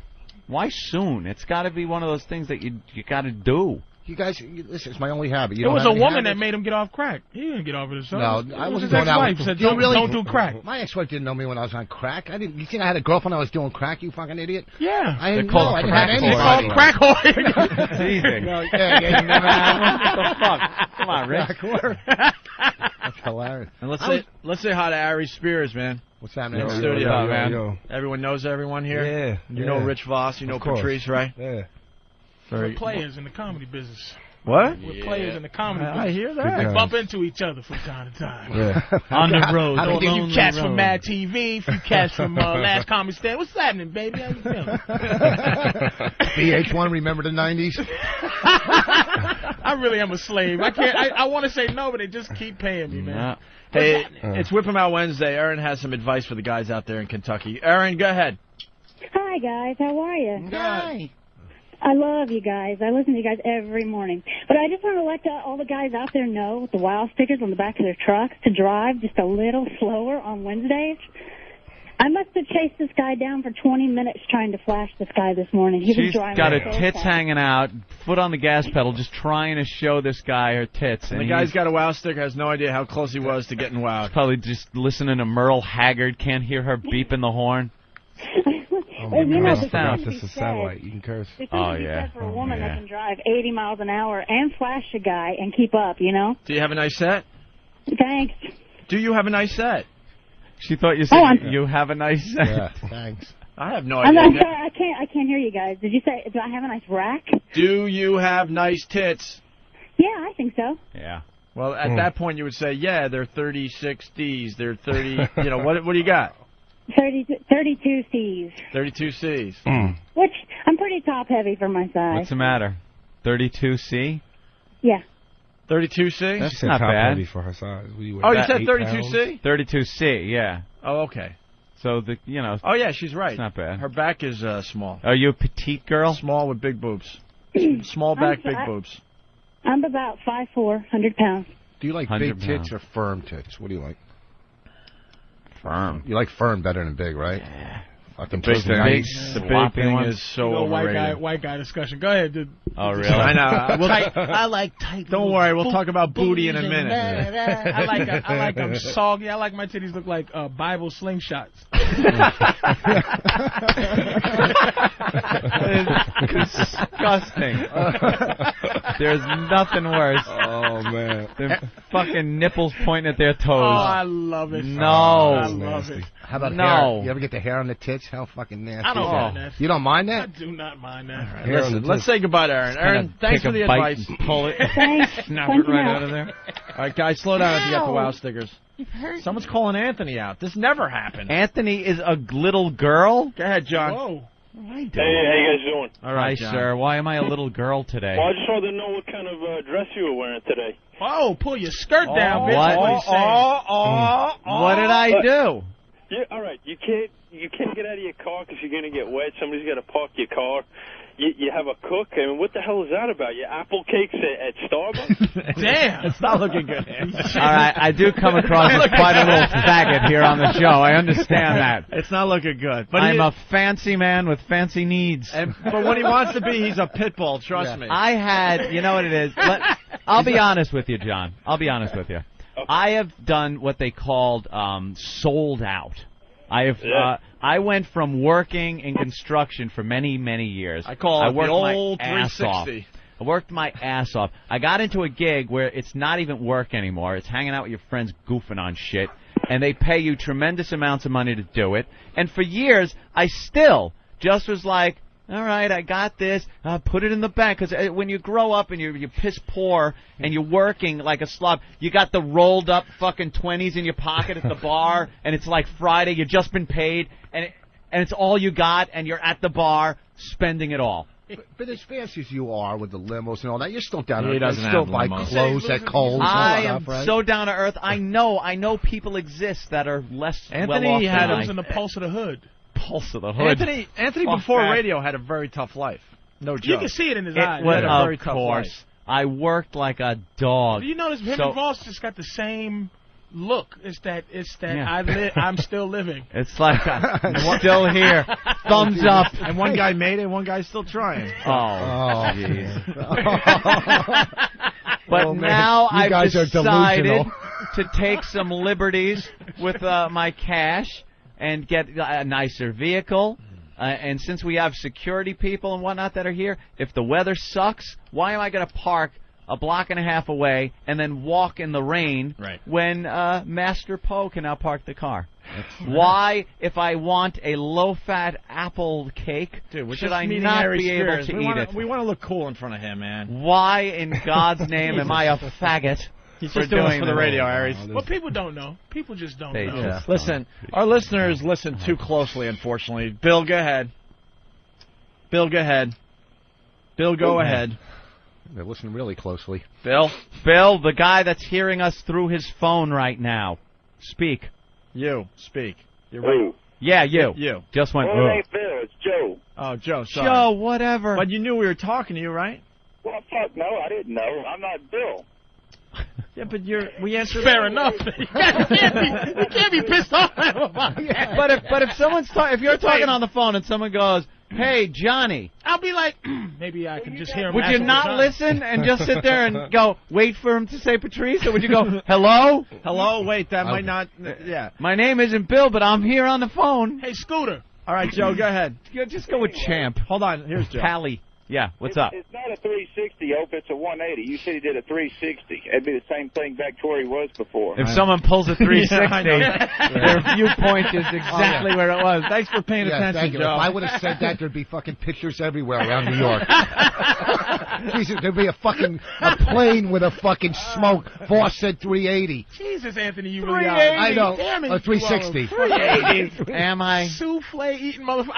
I I've can't gotten- believe this, man. And I have a chef because I ate like shit for many years. It was all takeout. It was all garbage. Now she comes in, makes nice Let me chicken tell you something stuff else. for me. She comes to your house? The chef? What's the chef It's run? like a couple $100 for like a week and a half. That's all good food. $200 a week. That's it. Yeah. They bring the food and She cooks it in the house. Do they She bring comes McDonald's? in, she goes out, gets what we want, like from the store right you down got the to road. pay for the food and so it comes up to be about $400. No, it's not even that much. But isn't there places that send you that kind of shit already made, like that's Yeah. real healthy? Yeah, but this Meals on Wheels. Exactly. I got Hey, that Rich. for my mom. It I was a heard fucking you good deal, man. despicable ass. I try to get it for myself at that price. She comes, she cooks healthy food, and it's there for the week. Your brother's going to call you out now. That's pretty cool. Brother What Joe. I do. That's pretty cool. Hey, guys. Hey. Hi, Joe. Hey, Ant, what's going on? Ant, I love you, man. You know it. You know I do. You're course, my my brother. Jesus Christ, you sound like a faggot. Yeah, I've just incorporated a few conveniences and He now little wears things in collared my life. shirts, too. I know. And that's how he's talking to his He brother. never wore collared shirts. You know, bro, I've incorporated a few Was conveniences. that your brother? That's Yeah, going that's to my brother trickle up Joe. to the parents Why do you- soon. They're going to go, you pussy motherfucker. Yeah, my mother's gonna be like, "What, you faggot now?" Why don't you blame Bonnie for? Oh God, it would have been funny if I didn't stutter. through Oh. it. I fucking Hey, it's stuttered through it. Ross. You know what? I agree with you. Unless you're a fucking celebrity, semi-celebrity, you should have people cook for you, park for you, do whatever the fuck. You don't have to do anything. That's what it's about. And you come in here and entertain these fucking mutants. Ari, Mad TV's got to be paying you a couple of bucks. A couple. Now, and growing up, they were all right. Did you come from wealth growing up? Hell no. Hell man. no. So now that you have a few bucks, don't you kind of splurge on yourself every so often? You know, I pay for sex, man. That's how I splurge, man. That's how you splurge it. The house is a mess. You don't have food coming in or anything, but at least you're fucking. Aries has had money for a long time. Really? He doesn't have nigga rich on it. Well, that's what I heard about you, Patrice. I have had no money, and I still don't have any, and I do nigga shit with my money. But you know what? My nigga rich is in my pocket, man. I got. Oh, you kept. That's what I'm saying. He's hiding that shit. My fault, baby. Was in my pocket. Mad TV, bitch. Oh, he's showing us Mad TV money right now. Wow. No, that's. We're gonna have a really good interview with Aries, and then we're gonna talk bad about him as soon as he leaves. Oh shit. Yeah, have him come back. Yeah. No, I met Master. Was it Master Poe? Master Poe. I ain't coming back if I leave. He's a trained killer. That motherfucker shook my hand, man. You could just feel the chest muscles in his fingers. Looking in the eyes, you could just see his this, jaw looks strong. Craziness. Yeah, you don't hit him in the jaw. And then he's got newspaper clippings of how they sent him down to Quantico to train people to kill. It's like the military, the Pentagon and shit is sending him. Like, we got Marines, we got all these guys. We need somebody who really knows how to kill, to really teach him how to do it with, like, a stick. Oh, man. He's the guy. Hey, we should get into what happened to Aries Spears, because we defended you, bro. Thank you, bro. We got audio of the whole thing, and we thought those guys down in, where was it, Miami? Yeah, you know, a bunch of pussies. What was their names? I might have did their show. Yeah, what is it? I know Ron I did Ron and Paul. I think I did those guys. Is one that had big guy? Well, yeah. He's that the was one the one that that sits right on was the talking mic. shit. Yeah. He's the big guy, right? Look, I don't know much about him. Fat jock. You never see that. I know. I don't know much about him, but as far as this situation goes, they looked really bad. You know what's crazy, man, is like and you know how the radio is, man. You can kind of be at the helm and edit shit and control shit. So they would always push the button where, like, they would have, because I said this thing where I said, look, man, I'm from New York. So they just kept pushing the button, and people were, like, kind of making fun of, what does that mean? I'm from New York. And my whole thing with that was I was just trying to let him know I'm not from Florida, man. I'm not from one of these little pussy towns that where you just going to talk crazy about me and I ain't going to come do nothing. So when I made that statement, I was saying that to say, look, man, this is where I'm from. I'm proud of that. This is part of, you know, my character. And we don't get down like that. But are you from Michigan? From where? This motherfucker. Yeah. So, you know, it just was an interview went bad, man. And yeah, they didn't. They weren't happy with you because you weren't doing voices and performing. Yeah, I guess they weren't. They kind of wanted me to, like, snap to it. You know what I mean? Performing seal, yeah. Yeah, and I don't mind doing that shit, man, because, you know, I got to sell tickets. I like to, you know, entertain the people, but it's the way you present it. You know what I mean? Yeah, right. It's got to be presented naturally. You can't just, hey, go. Yeah, and that's basically what he did. There are times when it's the host's fault if one of you guys aren't performing. You know, there are guys out there that do radio like, hey, Patrice O'Neill, very funny guy. Yeah. And then they just stare at you like, all right, go, funny man. Yeah, and that's basically what it was. And then there's other guys, you try to get a chemistry going and a rap going, and then you work it in naturally. Yeah. But I've watched a lot of these radio guys, man. You know, they're like, all right, Dane Cook or whoever's in studio, let's, boom, go, be funny for 10 minutes. And there's some guys that make you write out a list of shit to talk about. You got to go in there with a paper to set them up for questions. You know what I'm saying? You know, it's hey there, Aries. So what's it like on Mad TV? What's it like? Yeah. So why don't we listen to this tape? We have a lot of new listeners that haven't heard this yet, but Aries got in some trouble down there, and then the local TV was on it. Oh, yeah. But Ant and I were saying you must have had a sold-out show. You know, controversy sells. It wasn't bad, man, but, you know, like I said, they went beyond that, man. They started sending copies. They were emailing the shit to Fox TV. They had listeners call up the TV, you know, Fox and Mad, and they were trying to get me fired and shit. And it was, for what? From what? They wanted to really coming destroy back and me, defending your fucking know what it was? Dignity in front of... Know what it was? A lot of radio guys, they see their moment like, this is it. we're going to get some national coverage. Hey, some national press out of this one. This is it. He's a dude from Mad TV, and we almost got in a fight. We got to send it off to everybody. Yeah. They had dreams of being on Access Hollywood and The Insider. Their toughness level went up so quickly when you were escorted out, or that's when you left. That's where I have no respect for what they did. You know, they were talking shit, and after you left, they talked the shit, and then when it looked like you might punch somebody, they backed way off. Then when they realized security was involved and they were protected, then they went after you again. And that was security. Yeah. Here's the tape. Hold on. Station. Well, you said they got 6 listeners. Yeah, I guess you got to explain. So you did your interview. It didn't go well. You'll be honest, right? It kind of sucked. It was one of those that just didn't go anywhere. So then you're leaving, right? Yeah. So they talked shit as soon as you left the studio? As soon as I left, I got in the car, and we're listening to the station, and they just start ripping into me. And I probably got about 2 blocks, and I told the driver, I said, man, turn this shit around. That's you know awesome. What I mean? And what were they saying? Well, they were just like, for instance, like every time I go on a radio station, I bring a copy of my prank phone calls on my CD. I'll say, yo, man, can you play this? Let the people hear it and stuff. So dude didn't even play the phone calls, but yet he said, oh, my God, the album was just garbage. Then I had my brother with me. It was just me and him. He said I had a 15-man posse. You know, when the interview went bad and I left, I said to the receptionist, nice, calm tone, listen, if in the future, if you want guys to participate, you should just have them be a little bit better hosts. They turned around and said that I threatened her and I screamed. You know what I mean? So they just took things and blew it way out of proportion. Yeah. Like I said, a 15-man posse. It was me and my brother. So they're going back into their music. And listen to the hack DJ voice delivery. Hold on. Station. Well, you said they got 6 listeners. Hold on. We're on the air now. Yeah, let's be on. All right, you're back. You're back. Okay. Oh, this is good. They have to play the fake applause because he's back in studio. Are you kidding me? This is a real moment. We're black. We're black on the air. Even if you're doing even if you're doing like morning zoo type of radio, you should step out of that when a real moment is about to happen. But you're like, all right, he's back. Where's the applause? Where's the applause? But like I said, before you even get into that, the fucked up thing was, like I said, people, you could log on and check it out on the website, and they were only playing when I was the angry black man. They didn't play when they thrashed me. That's what the news did, too. You know what I mean? They just played the one side, so it made me look like I was just fucking crazy and angry and racist. And, it was like, come on, man, play the first half when you thrashed me for 10 minutes. Yeah. Hold on.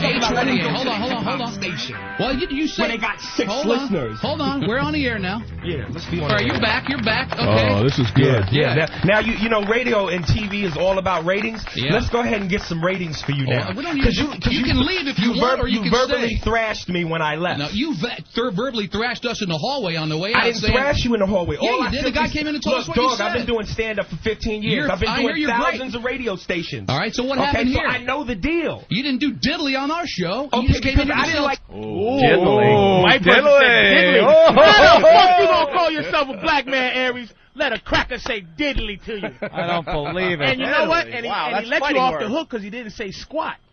And I got to tell you, on Mad TV, you do a great Bo Diddley, so I don't understand why you didn't do Diddley. Why didn't you do Diddley? You didn't do Shaq, you didn't do Diddley. Oh, man. Shaq or Diddley. That's what he meant. What an ass. Back to the tape. You didn't do diddly on our show. Okay, because I didn't like the way you presented it. What are you talking about? We're having a conversation. Here's my point to you, and this is why I turned the car around and came back. I'm glad you came back. You were thrashing me, and all the listeners heard it. You were thrashing me, talking about get the freak out of your studio and go back over there to the hippity hop rap station where they have 6 listeners. I'm not done. I think I deserve the right to talk. You thrashed me when I left. And I'll respond. Say to everything you said on the radio to my face. Just let him respond. Hold on. Say it to my face. I love that. That's the key right there. Bravo. Say everything you said to my face. You're going to be tough when I wasn't in studio. I'm back. Say it to my face. Now, if the guy had any set of balls whatsoever, he would have repeated everything that he had said right to your face. Man.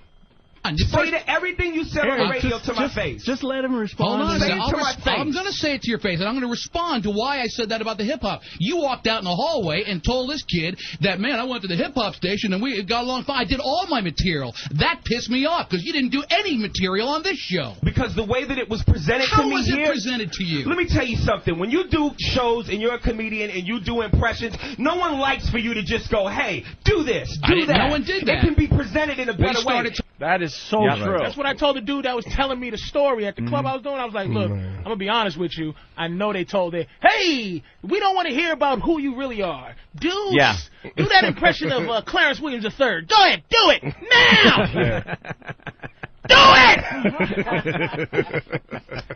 And every these time guys, you want to say nigga, they substitute nigga with a little Richard impression. Do it!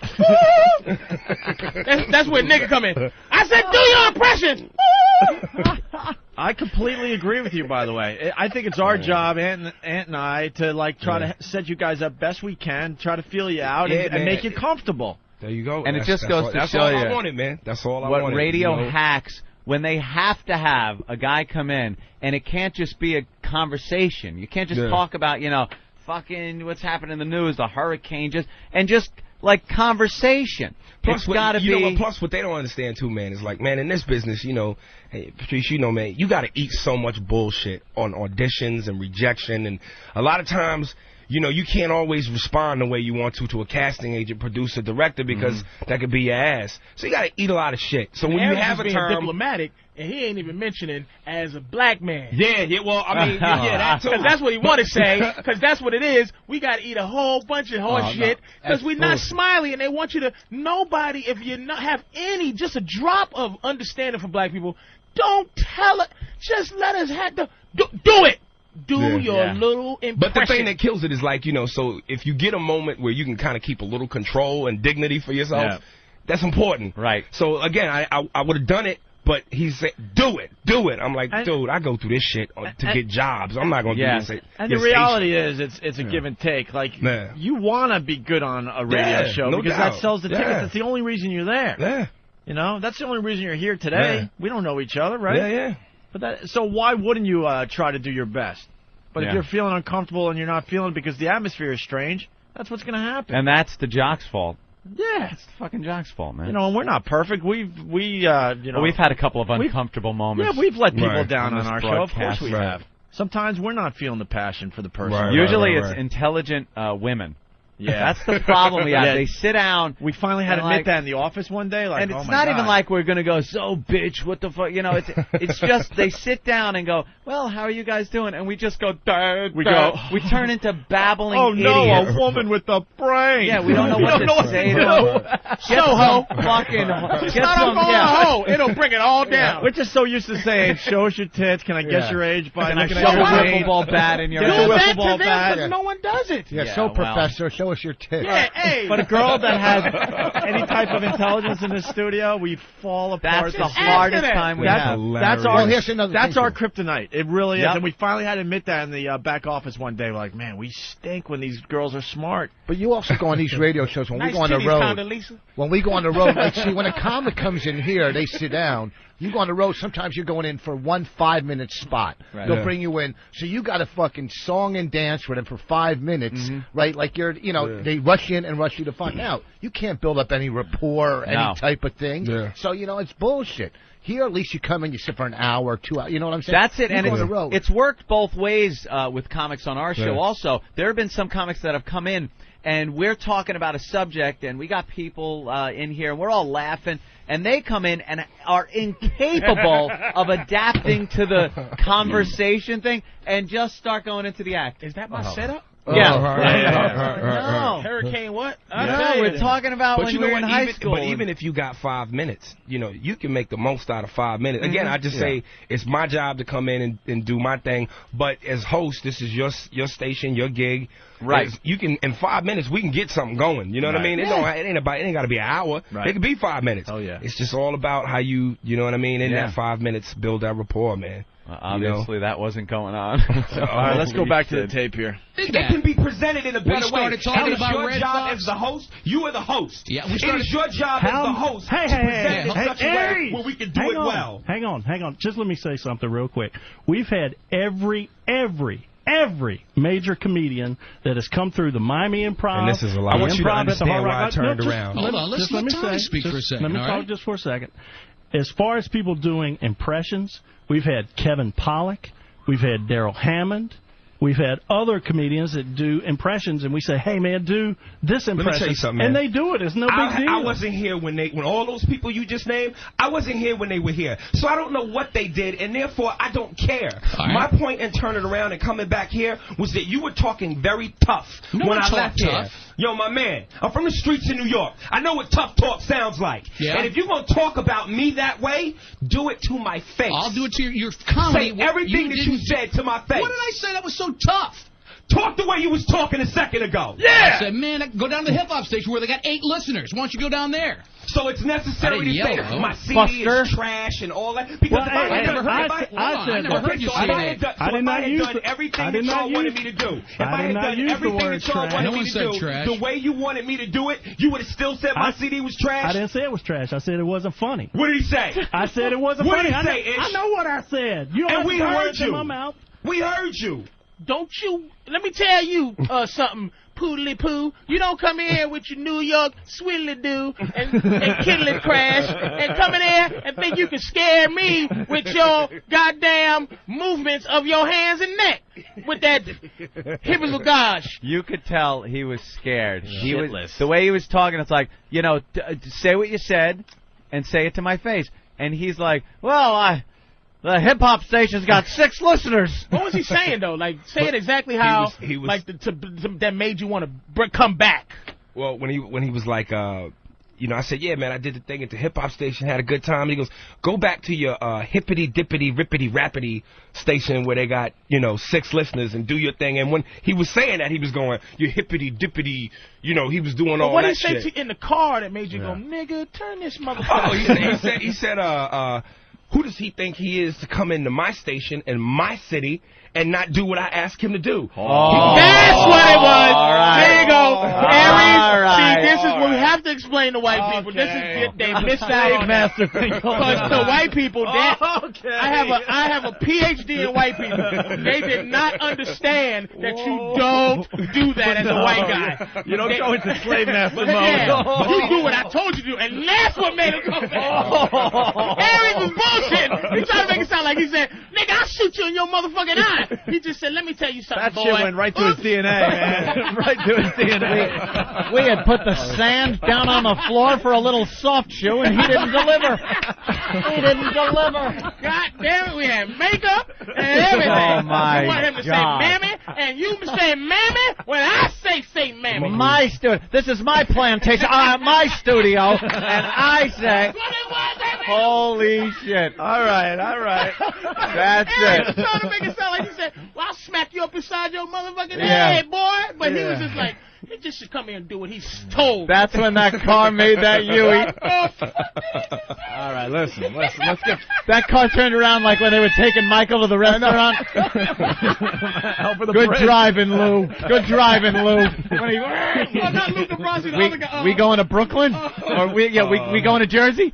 Yeah, we'll see where we go. That's great. Makes that turn. All right, let's get back to the tape here. I said, you don't have to in my mouth. We heard you. That's fine. I don't care. I'm standing right to your face. I'm going to give you a real quick lesson because I'm going to be as professional as I can be under the circumstances. I'm going to go ahead now that we done got all this out the way and leave your building, or as you said, your freaking station. But I'm going to tell you right now, be very careful what you say about people and how you say it. Because I'm going to let you know something else about black people. Right. When you talk like that to us and about us, you get your ass whipped. So if you got something tough to say it now. And I guarantee you I'll whip your ass in this studio.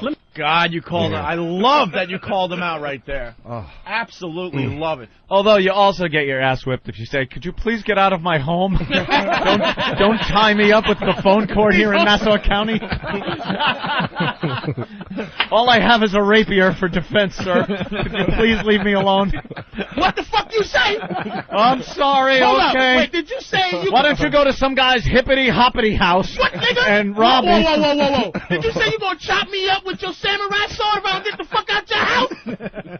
Oh, I know this nigga. He didn't just tell me to get the fuck out of his house. All right, come on, we're running out. I'll say what I was going to say. Don't hurt me.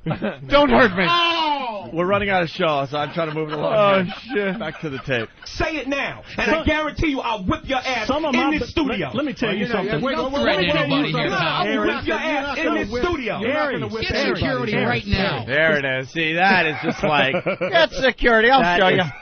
That's embarrassing, and their listeners should have been embarrassed. There's scared their the tough piss out shock of them. jock, and he's yelling, "Get security!" I'll show him. I'll show him. Get security. We called security in here on one occasion. Really? And it was And when we Bernie Getz, subway gunman Bernie Getz, honestly was thought he sitting had- right there losing his fucking mind, and he walked to get something out of his duffel bag.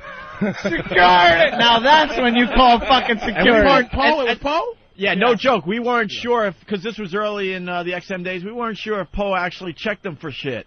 We weren't sure, you know. There was part of our... Dude, it was a... no joke. It we was were a fucking scene. with him a little bit. We were fucking with And he Bernie. just lost his mind? Oh, no, we lost his purposely mind. fucked with Bernie Getz. It was fun. But until he ran out of the studio and went for his bag, we're like, what is he getting out of the bag? wouldn't have to worry And then he, about comes that running, then he comes running back in. We're like, holy shit. What did he this get? is what Yeah. happened?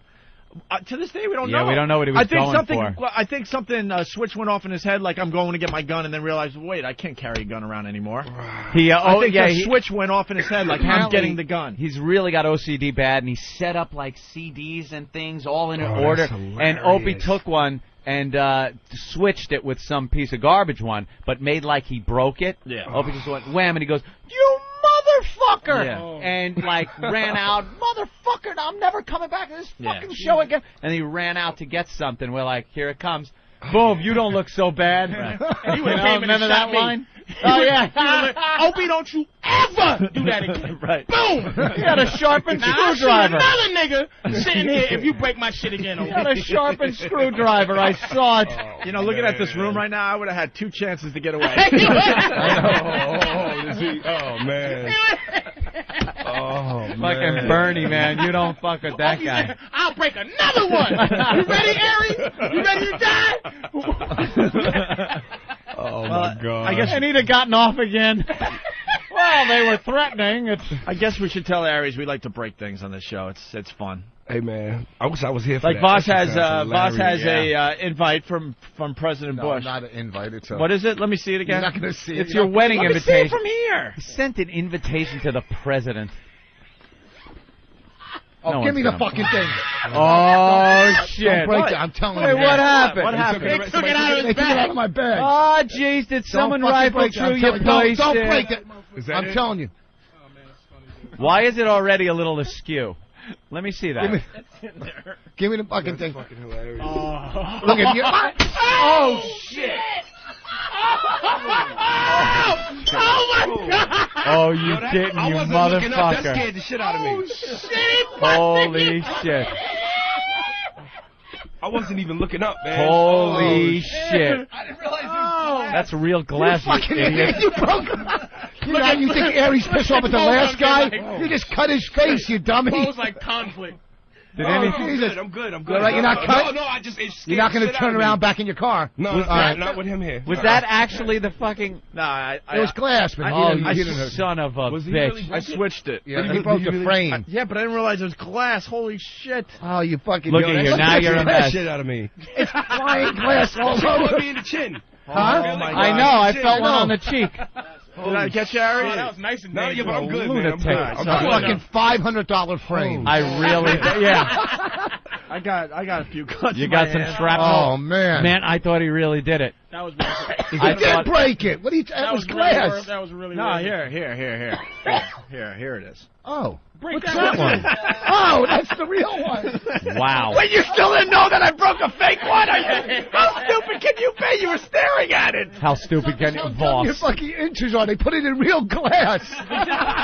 We did the switch. He's looking at the... He grabbed the... Oh, I was just... Because I was in shock. Oh, all right. No, we did the Oh. switcheroo. That was actually a genius. Wow, that really was a good pull-off. You should ploy. have just gave Voss that one. Little bait Holy- and switch. That was But a he good still thing. thought I really did it. Yeah, I know. What an Oh, idiot. look You were at that. looking at it. Do we have I was in shock that do we you have a broke dust lips. buster here? Yeah, we're going to need to clean up for Ron and That Fez. board needs to be dust busted. Oh, I my didn't- God. How'd you do Honestly, that's not the president from the president. That's the imitation. Aries is like, what the That fuck? was fucking. That shit was crazy, man. Wow, that scared you so bad. I'm sorry, Aries. Rich, so what I want to really know is Kevin Pollak does impressions? We play for real on this show. I see. Okay. Hey, getting back to the tape. Now I got to do the rest of the show.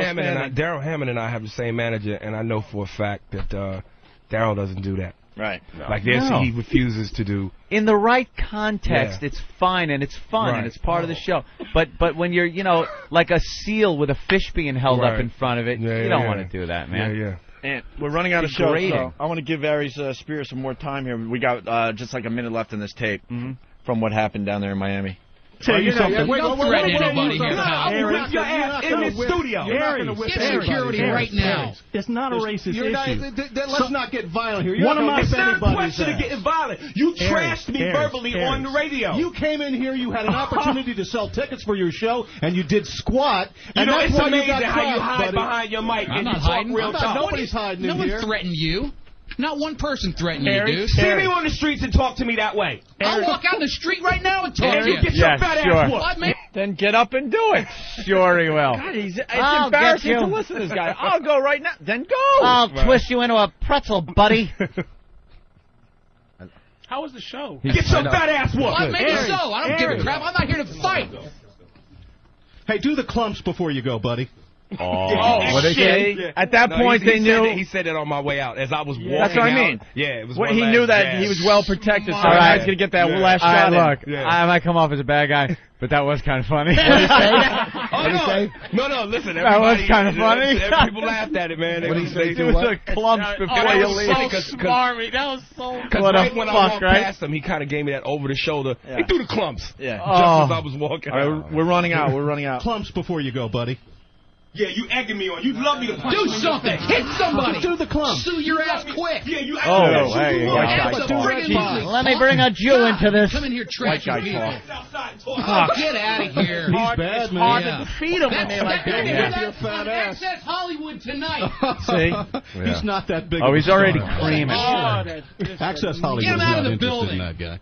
Get him out of the building now that you're gone. You get him out. Get Tough him guy. out of here. He's going to whip some fat ass. Yeah, he's going to whip Did you have our back, Lamont, or did you run? The funny thing is, one of my best friends is black. I hate that one. I had a colored friend in high school. For 6-7 years, and she's like my best friend. Yeah, sure. I love that. And I grew up listening to hip hop. You can't have a best black friend if you have that accent. It's my best friend, goddammit. That's the Dan Natterman. Yeah. Wow. All right. Well, That is brutal. Right. Kind of ran out of time. That is brutal. I could see him out on the street trying to pull the Ralph Cramden thing where you get some other guy for him to hit. Hey, get a load of fatso there. And then he hits him to scare you into thinking he's a tough guy. Oh, man. That was beautiful. All right. We got like 15 seconds. Brutal. Aries, where are you going to be? Tonight, Irving Plaza. Plaza with Bill Burr. That's right. Yeah, 8 o'clock tonight. Well, if you're going to be in New York, come back tomorrow so we can do more time. I mean, absolutely. Well, whatever, it's up to you. We actually take off tonight. Oh, okay. We head out to we'll see you next Portland, time Maine. you're in New York. Absolutely. Yeah, we heard the Thank you. ridiculous itinerary. Rich Voss, thank you. We're running out of show. Bananas. Program complete.